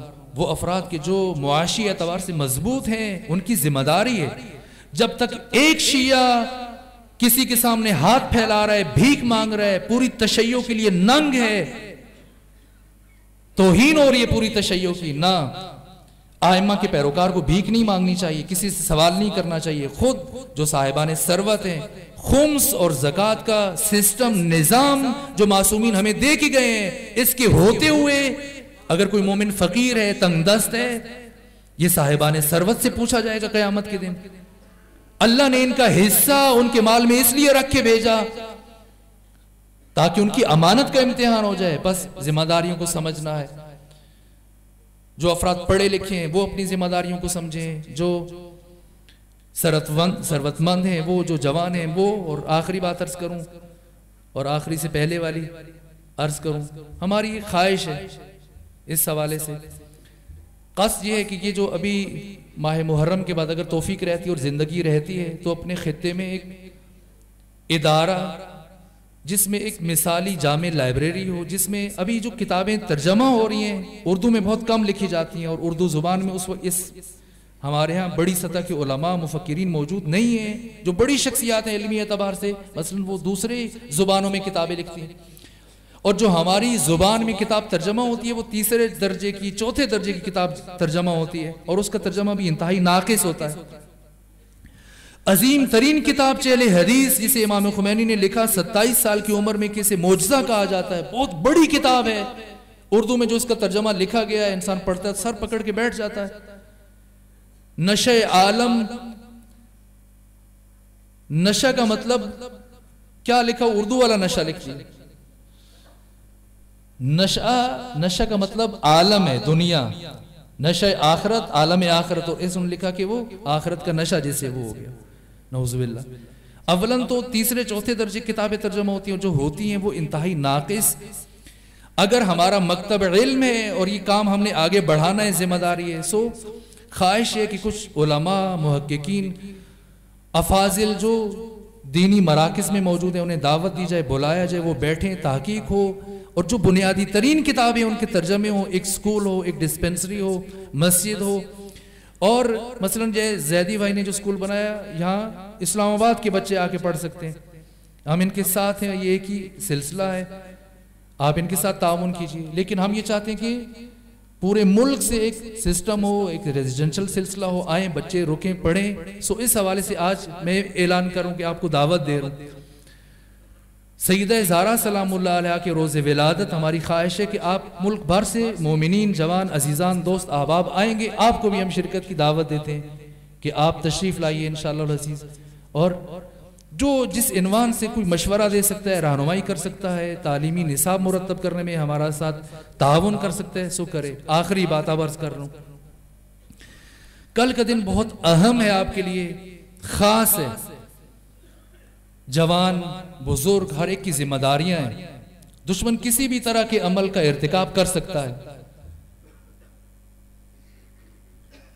بہت بیدار ہو کر بہت ہی منظم انداز میں آپ نے رہنا ہے اور ایک قوم ہونے کا ثبوت دینا ہے۔ پھیڑ چال نہیں ہونی چاہیے، ایک طرف جیسے دشمن جس سمت ہم کو لے کے جانا چاہتا ہے ہم اسی طرف چلنا شروع کر دیں۔ آپ نے اس مکتب کو قبول کر کے مشکل ترین کام اپنے ذمہ لے لیا ہے، مکتب تشیع سے وابستہ ہو کر۔ جتنے دشمن عالمی سطح پر آپ کے ہیں کسی کے نہیں ہیں، یہود آپ کے خلاف اکٹھے ہیں، ہنود آپ کے خلاف اکٹھے ہیں، سعود آپ کے خلاف اکٹھے ہیں، سب آپ کے خلاف ہیں، ایک صف میں کھڑے ہیں۔ خصوصاً عالمی میڈیا، یہ ہالی ووڈ اور بالی ووڈ، یہ سب سے بڑے دشمن ہیں آپ کے، جوانوں کو عرض کر رہا ہوں۔ یہ جو موویز دیکھتے ہیں اور موویز دیکھ کے پھر اس کے مطابق خود کو ڈھالنے کی کوشش کرتے ہیں، ان کا چلنا بدل جاتا ہے، بولنا بدل جاتا ہے، رہن سہن بدل جاتا ہے، یہ چیزیں آپ پر، آپ کی آئیڈیالوجی پر اثر انداز ہو رہی ہیں، یہ زہر ہے، یہ بہت بڑا خطرہ ہے۔ رہبر معظم نے خطبہ جمعہ میں کہا تھا کہ اگر میرے ملک میں بم پھٹیں، دھماکے ہوں، قتل و غارت گری ہو، لوگ قتل ہوں، برداشت ہے، لیکن اگر میرے ملک میں ایک آڈیو کیسٹ یا سی ڈی یا ویڈیو پہنچ جائے جسے دیکھ کر یا سن کر ایک نوجوان کا اخلاق تباہ ہو جائے، یہ میرے لیے قابل برداشت نہیں ہے۔ اگر ہماری مسجد میں حملہ ہو، 10 20 40 مومنین شہید ہو جائیں، آپ فیض آباد پہنچ جائیں گے دھرنا کرنے کے لیے، لیکن وہ کہہ رہے ہیں کہ اگر بم پھٹے میں برداشت کر لوں گا، یہ کام برداشت نہیں کیا جا سکتا۔ کہا کہ حاضر ہوں میں کہ خود کو فرہنگ پر قربان کر دوں، ثقافت وہ چیز ہے کہ جس پر میں اپنی جان قربان کر سکتا ہوں۔ ثقافتی اعتبار سے جو یلغار ہیں متوجہ ہو جائیں، یہ ہالی ووڈ اور بالی ووڈ آپ کو کہاں لے کے جا رہے ہیں، یہ فلمیں کس طرح سے آپ کو یہ میٹھا زہر سلا رہی ہیں۔ سمجھیے میرے عزیزو، دشمن آپ کے گھروں تک پہنچ چکا ہے۔ آج کا یزید الگ انداز سے آپ کی عصمتوں کو بے حجاب کر رہا ہے، غیر محسوس طریقے سے۔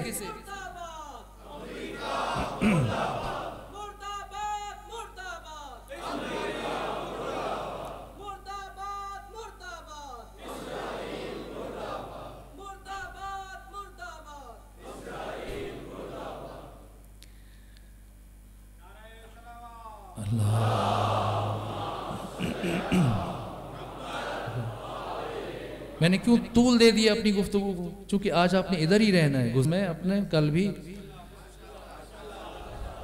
کیا دکھا، میں جوانوں کو متوجہ کروں جو فوراً متاثر ہو جاتے ہیں. میرے پاس چونکہ میں زیادہ جوانوں میں جاتا ہوں، یونیورسٹیز میں جاتا ہوں، ان کے ساتھ سروکار ہے، رفت و آمد ہے، ملتا ہے، ان جوانوں کے ساتھ وقت گزرتا ہے، اور میں ان سے پوچھتا ہوں اکثر میں کیا مشغلہ ہے، اور وہ پھر چھپاتے بھی نہیں، بتا دیتے ہیں. ہم موویز دیکھتے ہیں، مثلاً ہمسایہ ملک کی فلم دیکھی ہے، بالی ووڈ کی، ہالی ووڈ کی، میں پوچھتا ہوں اس میں کیا ہوتا ہے، مثلاً یہ بتاتے ہیں، اور اس کو کیا اس میں ایک ہیرو بنا کے.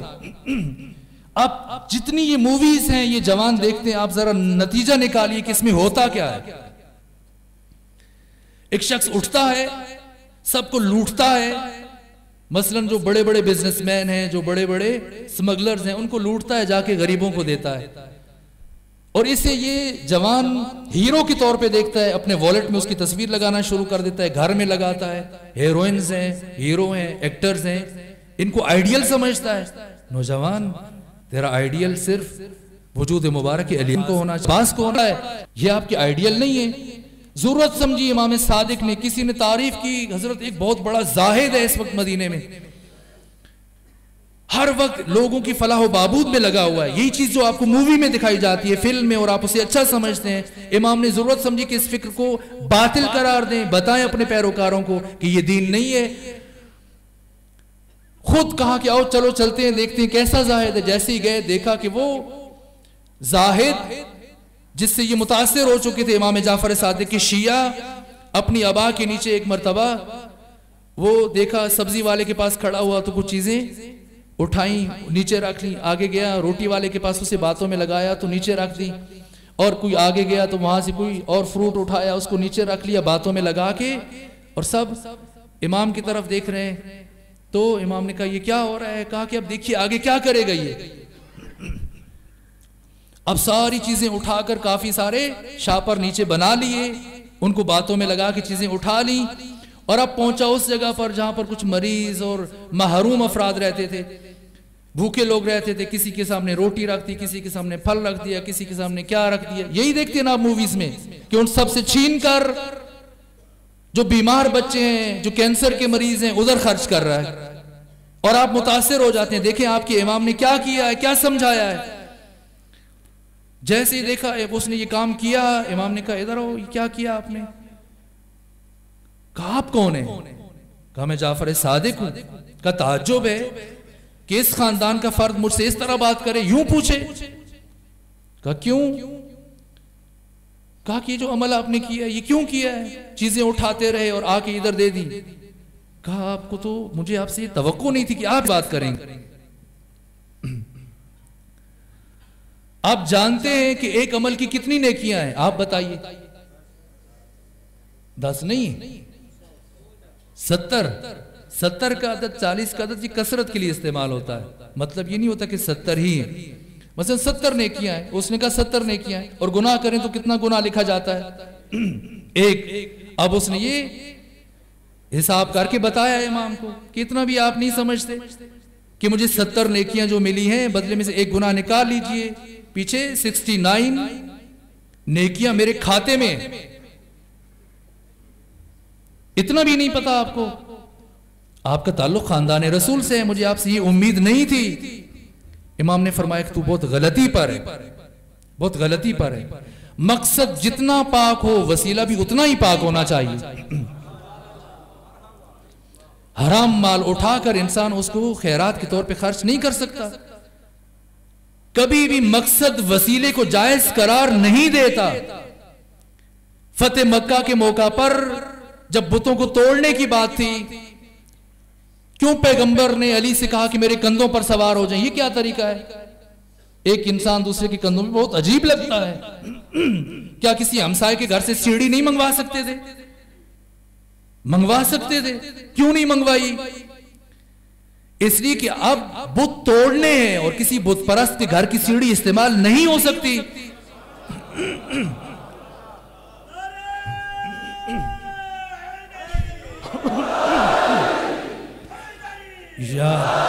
نہ کسی بت پرست کے گھر کی سیڑھی استعمال ہو سکتی ہے، نہ کسی بت پرست کا کندھا استعمال ہو سکتا ہے.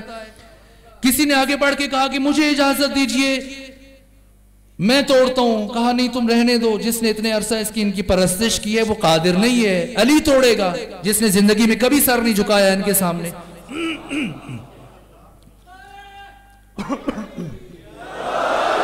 بس میرے عزیزوں, اب آپ بہت تھک چکے ہیں, میں گفتگو ختم کرتا ہوں. جو عرض کرنا چاہ رہا تھا سو یہ ایک اہم پہلو ہے, متوجہ ہو جائیں, ان چیزوں سے متاثر نہ ہو جائیں. آپ کے لیے اسوہ صرف معصومین ہیں, ان کو آپ کے لیے ہادی بنا کے بھیجا گیا اور آپ نے ان کے پیچھے چلنا ہے, ان گمراہوں کے پیچھے نہیں چلنا ہے, ان سے متاثر نہیں ہونا, ان کی تصاویروں کو اپنے گھر میں نہیں سجانا. ہماری ذمہ داریاں الگ ہیں. آپ کا دشمن بہت خطرناک ہے, بہت عیار ہے. اس عصر کا یزید جس کا نام لیا گیا اور آپ نے دشمن کو نہیں پہچانا, اور آپ کے نعرے کی آواز بتا رہی تھی کہ آپ متوجہ نہیں ہیں کہ آپ کا دشمن کون ہے, ورنہ اس آواز میں نعرہ نہ لگاتے. اور خصوصاً جب نعرہ لگانے والا بچہ تھا. اس وقت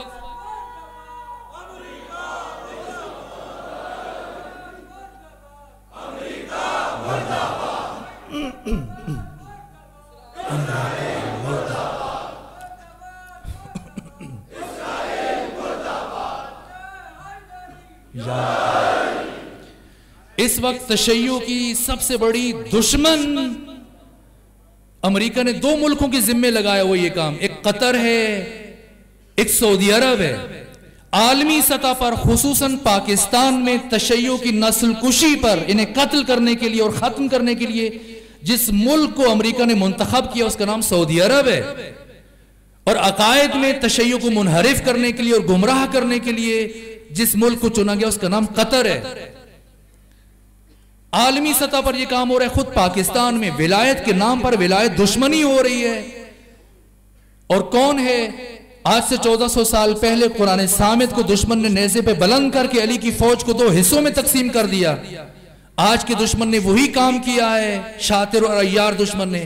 آج قرآن ناطق کو نیزے پہ بلند کیا. اب شیعہ کی بصیرت کا امتحان ہے, ایسا نہ ہو کہ امام زمانہ کا لشکر 2 حصوں میں تقسیم ہو جائے. نہ, دشمن کی چال کو سمجھنا ہے کہ دشمن کس طرف لے کے جا رہا ہے. سعودی دشمن ہے ہمارا, یہودی دشمن ہے, ہنود ہمارے دشمن, اور ایک ہیں یہ یہودی اور سعودی, ان کا ایک ایجنڈا ہے. آپ کو پتا ہے حج کے موقع پر سیکیورٹی حجاج کی کون انجام دیتا ہے؟ یہودی ایجنسیز. حاجیوں کی نیکی کی توقع تو نہیں ہے کسی بد سے, پر اتنا بھی گزرتا نہیں ہے کوئی حد سے. نہ جانیے کس دین کا مقلد ہے سعودی, کعبے کو بچاتا ہے یہودی کی مدد سے. ایک ہے یہ, ان کا ایجنڈا ایک ہے. سمجھنا ہے, آپ کو بیدار ہونا ہے. آپ کے دشمن متحد ہیں, اب ٹولیوں میں بٹ گئے, جماعتیں بنی ہوئی ہیں. ایک ادھر بلا رہا ہے, دوسرا ادھر بلا رہا ہے, تیسرا ادھر بلا رہا ہے. میں دست ادب جوڑ کر ان قائدین سے التماس کرتا ہوں, گزارش کرتا ہوں, خدا را اس قوم کو مزید کمزور مت کریں, اس کو مزید ضعیف مت کریں, ان کی توانائیوں کو آپس میں مت الجھائیں, مل بیٹھیں آپس میں. اگر نظام ولایت کے پیروکار ہیں سب, تو ولایت رمز وحدت ہے, ولایت راز وحدت ہے. ولایت وہ دھاگا ہے کہ جو سارے موتیوں کو اپنے اندر پرونے کی صلاحیت رکھتا ہے. قوم مشوش ہے, ایک طرف بلا رہے, دوسرا دوسری طرف بلا رہے. کیوں نہیں ہم مل بیٹھ سکتے؟ کیوں وحدت اختیار نہیں کر سکتے؟ ہماری ذمہ داری ہے ایک قائد ہو اور ہم اس کے پیچھے چلیں, پھر دیکھیں کہ اپنے مقصد میں کامیاب ہوتے ہیں یا نہیں ہوتے. اور کیسے چلا جاتا ہے رہبر کے پیچھے. اگر کسی نے سیکھنا ہے تو اس کے لیے مثال وجود مبارک حضرت ابو الفضل العباس ہے. بھائی ہیں امام حسین کے, بھائی ہیں, لیکن کیسے زندگی گزاری. کل میں نے علی اور پیغمبر کی مثال دی, اور اب ابو الفضل العباس کی. کبھی کبھی بعض تعارف کروانے والے جیسے تعارف کرواتے ہیں جناب عباس کا, بے ادبی کرتے ہیں در حقیقت کہ حسین عباس نوا کھیتوں خیمے پٹ. سنا ہے آپ نے ایسے؟ اور کیا جواب دیا؟ جی تساں امام ہومن دی حیثیت نہ لا دیو ول تے میں منن واسطے مجبور ہاں تے جی تساں بیرا ہومن دی حیثیت نہ لا دیو وقت میں جواب چے گل کھیساں نہیں کہتے. نعوذ باللہ وجود مبارک حضرت ابو الفضل العباس علیہ آلاف التحیت والثناء امام حسین کو امامت سے الگ کر کے بھی سوچ سکتے ہیں. عباس سراپا نیاز ہے, عباس سراپا وفا ہے, فنا کر دیا خود کو ذات حسین میں اور شریکت الحسین میں کہ بھائی ہونے کی حیثیت سے کہیں تو نہیں اکھاڑوں گا, امام ہونے کی حیثیت سے کہیں تو مجبور ہوں اکھاڑنے کے لیے. 3 محرم الحرام کو جب شور اٹھا خیام حسینی کے باہر, سیدہ زینب نے فرمایا فضا جاؤ دیکھو شور کیسا ہے. کہا بی بی عجیب عالم ہے. گئیں آ کے پلٹ کے بتایا دشمن کا 1000 کا لشکر تلواریں نکال کے کھڑا ہے اور مطالبہ کر رہے کہ یہاں سے خیمے اکھاڑیں ورنہ ہم زبردستی اکھاڑیں گے.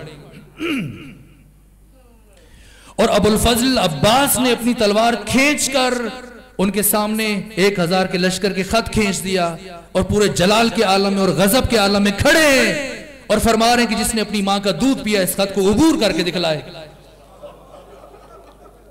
اور پورے لشکر پر کپ کپی تاری ہے, جرأت نہیں ہے کسی میں کہ خط کو عبور کرے. یہ شجاعت ہے, یہ جلال ہے, یہ غضب ہے ابو الفضل العباس ہے کہ 1000 کا لشکر مل کر بھی ایک قدم آگے نہیں بڑھ پا رہا. لیکن اس طرف ادب ہے شریکت الحسین کے سامنے. کیا سیدہ نے فضا سے کہا عباس سے کہیں واپس آ جائے. جیسے ہی کہا ایک لمحے کی تاخیر نہیں کی, تلوار کو نیام میں ڈالا, سر کو جھکایا, آنکھیں برسنے لگیں, اپنے ہاتھوں سے خیمے اکھاڑے پیچھے لے گئے. یہ ابو الفضل العباس یہ اسوہ ہے. قائد کے پیچھے کیسے چلا جاتا ہے, راہبر کے پیچھے کیسے چلا جاتا ہے, ابو الفضل العباس بتا رہے ہیں. 2 شخصیتیں ہیں جو سائے کی طرح امام حسین کے ساتھ ساتھ رہی ہیں. جب امام حسین نے مدینہ چھوڑا وہاں سے لے کر عاشور تک مسلسل, ویسے تو بنو ہاشم کے سارے جوان, لیکن 2 شخصیتیں مسلسل امام کے ساتھ رہیں. ایک حضرت علی اکبر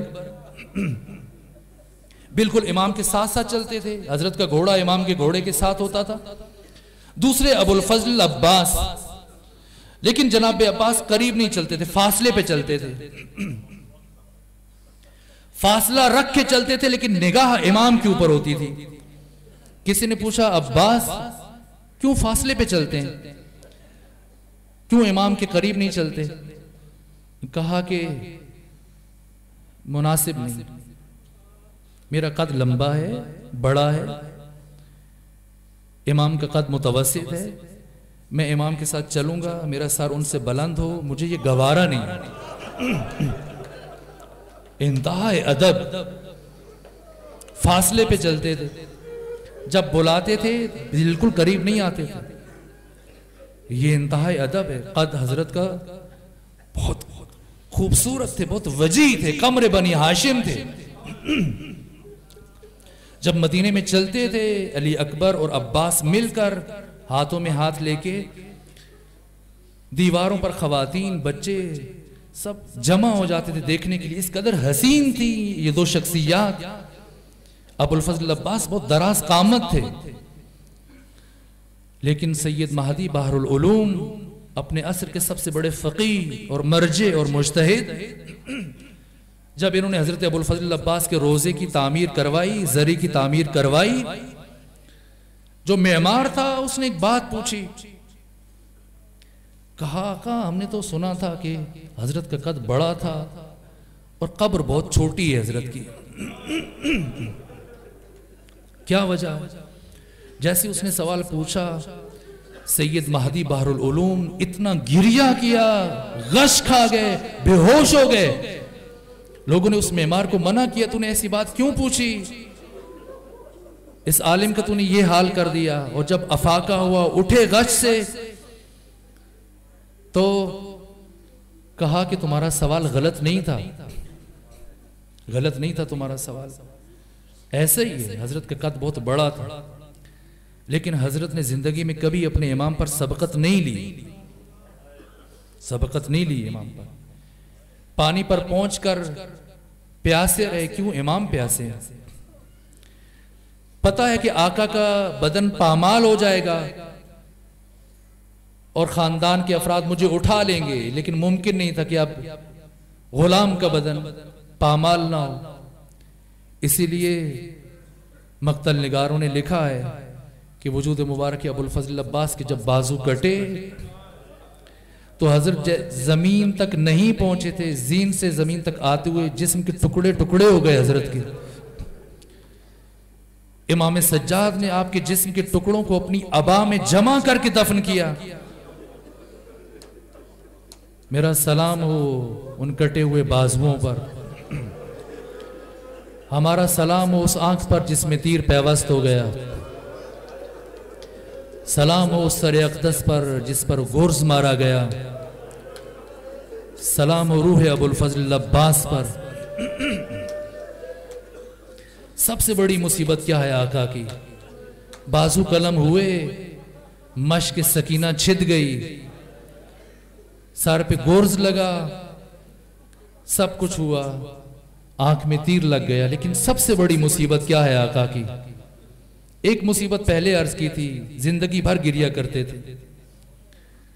ایک مصیبت دنیا سے جانے کے بعد جب 11 محرم الحرام کو، بس مختصر عرض کروں گا، آپ کا بہت وقت لیا، میں شرمندہ ہوں.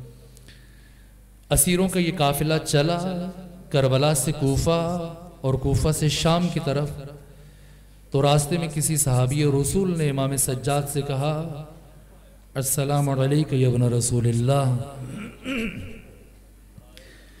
جب کربلا سے لے کر شام تک کے راستے میں پہلی مرتبہ سید سجاد نے کسی کو سلام کرتے ہوئے سنا تو سر اٹھا کے پوچھا کون ہے ہمیں اس غربت کے عالم میں سلام کے قابل سمجھنے والا؟ اس بوڑھے صحابی رسول نے کہا آقا پہچانا نہیں؟ میں آپ کے نانا کا صحابی ہوں، زید ابن ارقم. آپ کی جد کی زیارت کے لیے جا رہا تھا، راستے میں اس قیامت کی اطلاع مل گئی. کہا زید میری جد کی زیارت کے لیے جا رہے تھے؟ کہا آقا. کہا کہ اگر کوئی پیغام ہو تو دے دیجئے. عباس کی شہادت سے کیا ہوا؟ صرف مشق نہیں چھدی، صرف بازو قلم نہیں ہوئے، صرف گرز نہیں لگا، صرف تیر نہیں لگے. کہا کہ اگر کوئی پیغام ہو تو دے دیجئے. امام سجاد نے اونٹوں کی طرف اشارہ کر کے کہا زید کیا آپ بھی کسی پیغام کی ضرورت ہے؟ ارے رسول خدا کو بتا دینا یا رسول اللہ تیری بیٹیوں کو، تیری نواسیوں کو سر برہنہ کھلے سر چھوڑ آیا ہوں. راوی کہتے ہیں کہ ایک مرتبہ زید نے شہداء کے سروں کی طرف دیکھا اور دیکھنے کے بعد کہا مولا یہ جو سر تلاوت کر رہا ہے یہ سر کس کا ہے؟ کہا زید پہچانا نہیں؟ یہ میرے بابا حسین کا سر ہے. کہا یہ جو سر حسین کے ساتھ نیزے پہ بلند ہے، کہا یہ علی اکبر کا سر ہے. کہا یہ جو دو سر ایک ساتھ نظر آ رہے ہیں، کہا یہ انہی پھوپھی زینب کے اون و محمد کے سر ہیں. ایک مرتبہ زید کہتا ہے مولا یہ جو چھوٹے سے نیزے پر ایک ستارہ سا سر ہے یہ سر کس کا ہے؟ امام نے کہا زید تو اسے کبھی نہیں پہچان پائے گا، یہ میرے 6 مہینے کے بھائی علی اصغر کا سر ہے جسے قبر سے نکال کر دوبارہ ذبح کیا گیا اور بعد میں نیزے پہ بلند کر دیا گیا. ایک مرتبہ زید نے چاروں طرف گھوم کے شہداء کے سروں کی طرف دیکھا اور دیکھنے کے بعد کہا مولا کیا عباس نے ساتھ نہیں دیا؟ کیا عباس نے ساتھ نہیں دیا؟ امام نے گرج کے فرمایا خاموش ہو جا، اگر تو میرے نانا کا صحابی نہ ہوتا میں تجھے سزا دیتا. تو نے میرے چچا کے بارے میں ایسے سوچا کیوں کہ عباس نے ساتھ نہیں دیا؟ لرز کے رہ گیا زید ابن ارقم. کہا مولا مجھے معاف کر دیجئے، میں نے اس لیے پوچھا ہاتھ ہے قاسم کا سر نیزے پر، ہاتھ ہے اونو محمد کا سر نیزے پر، ہاتھ ہے علی اکبر کا سر نیزے پر، مجھے عباس کا سر کہیں نظر نہیں آیا. امام نے فرمایا زید وہ دیکھ سفید گھوڑے کی گردن میں، سفید گھوڑے کی گردن میں میرے چچا عباس کا سر ہے. زید کہتا ہے امام کیا وجہ ہے؟ سارے شہیدوں کے سر نیزوں پہ، عباس کا سر گھوڑے کی گردن میں کیوں؟ کہا زید نہ میں بتا پاؤں گا اس کی وجہ، نہ تو سن پائے گا۔ ارے میرے چچا مرا نہیں ہے، میرا چچا شہید ہے، چل کے چچا سے پوچھتے ہیں۔ اور جب قریب پہنچ کے حضرت سجاد نے سوال کیا، چچا جان بتائیے صحابی اور رسول کو سب کے سر نیزوں پہ بلند ہیں، آپ کا سر گھوڑے کی گردن میں کیوں؟ کہا زید میرے سر کو بھی لشکر اشکیا نے کئی مرتبہ نیزوں پہ بلند کیا، لیکن جب میں نے نیزے کی بلندی سے علی کی بیٹیوں کو، محمد کی نواسیوں کو،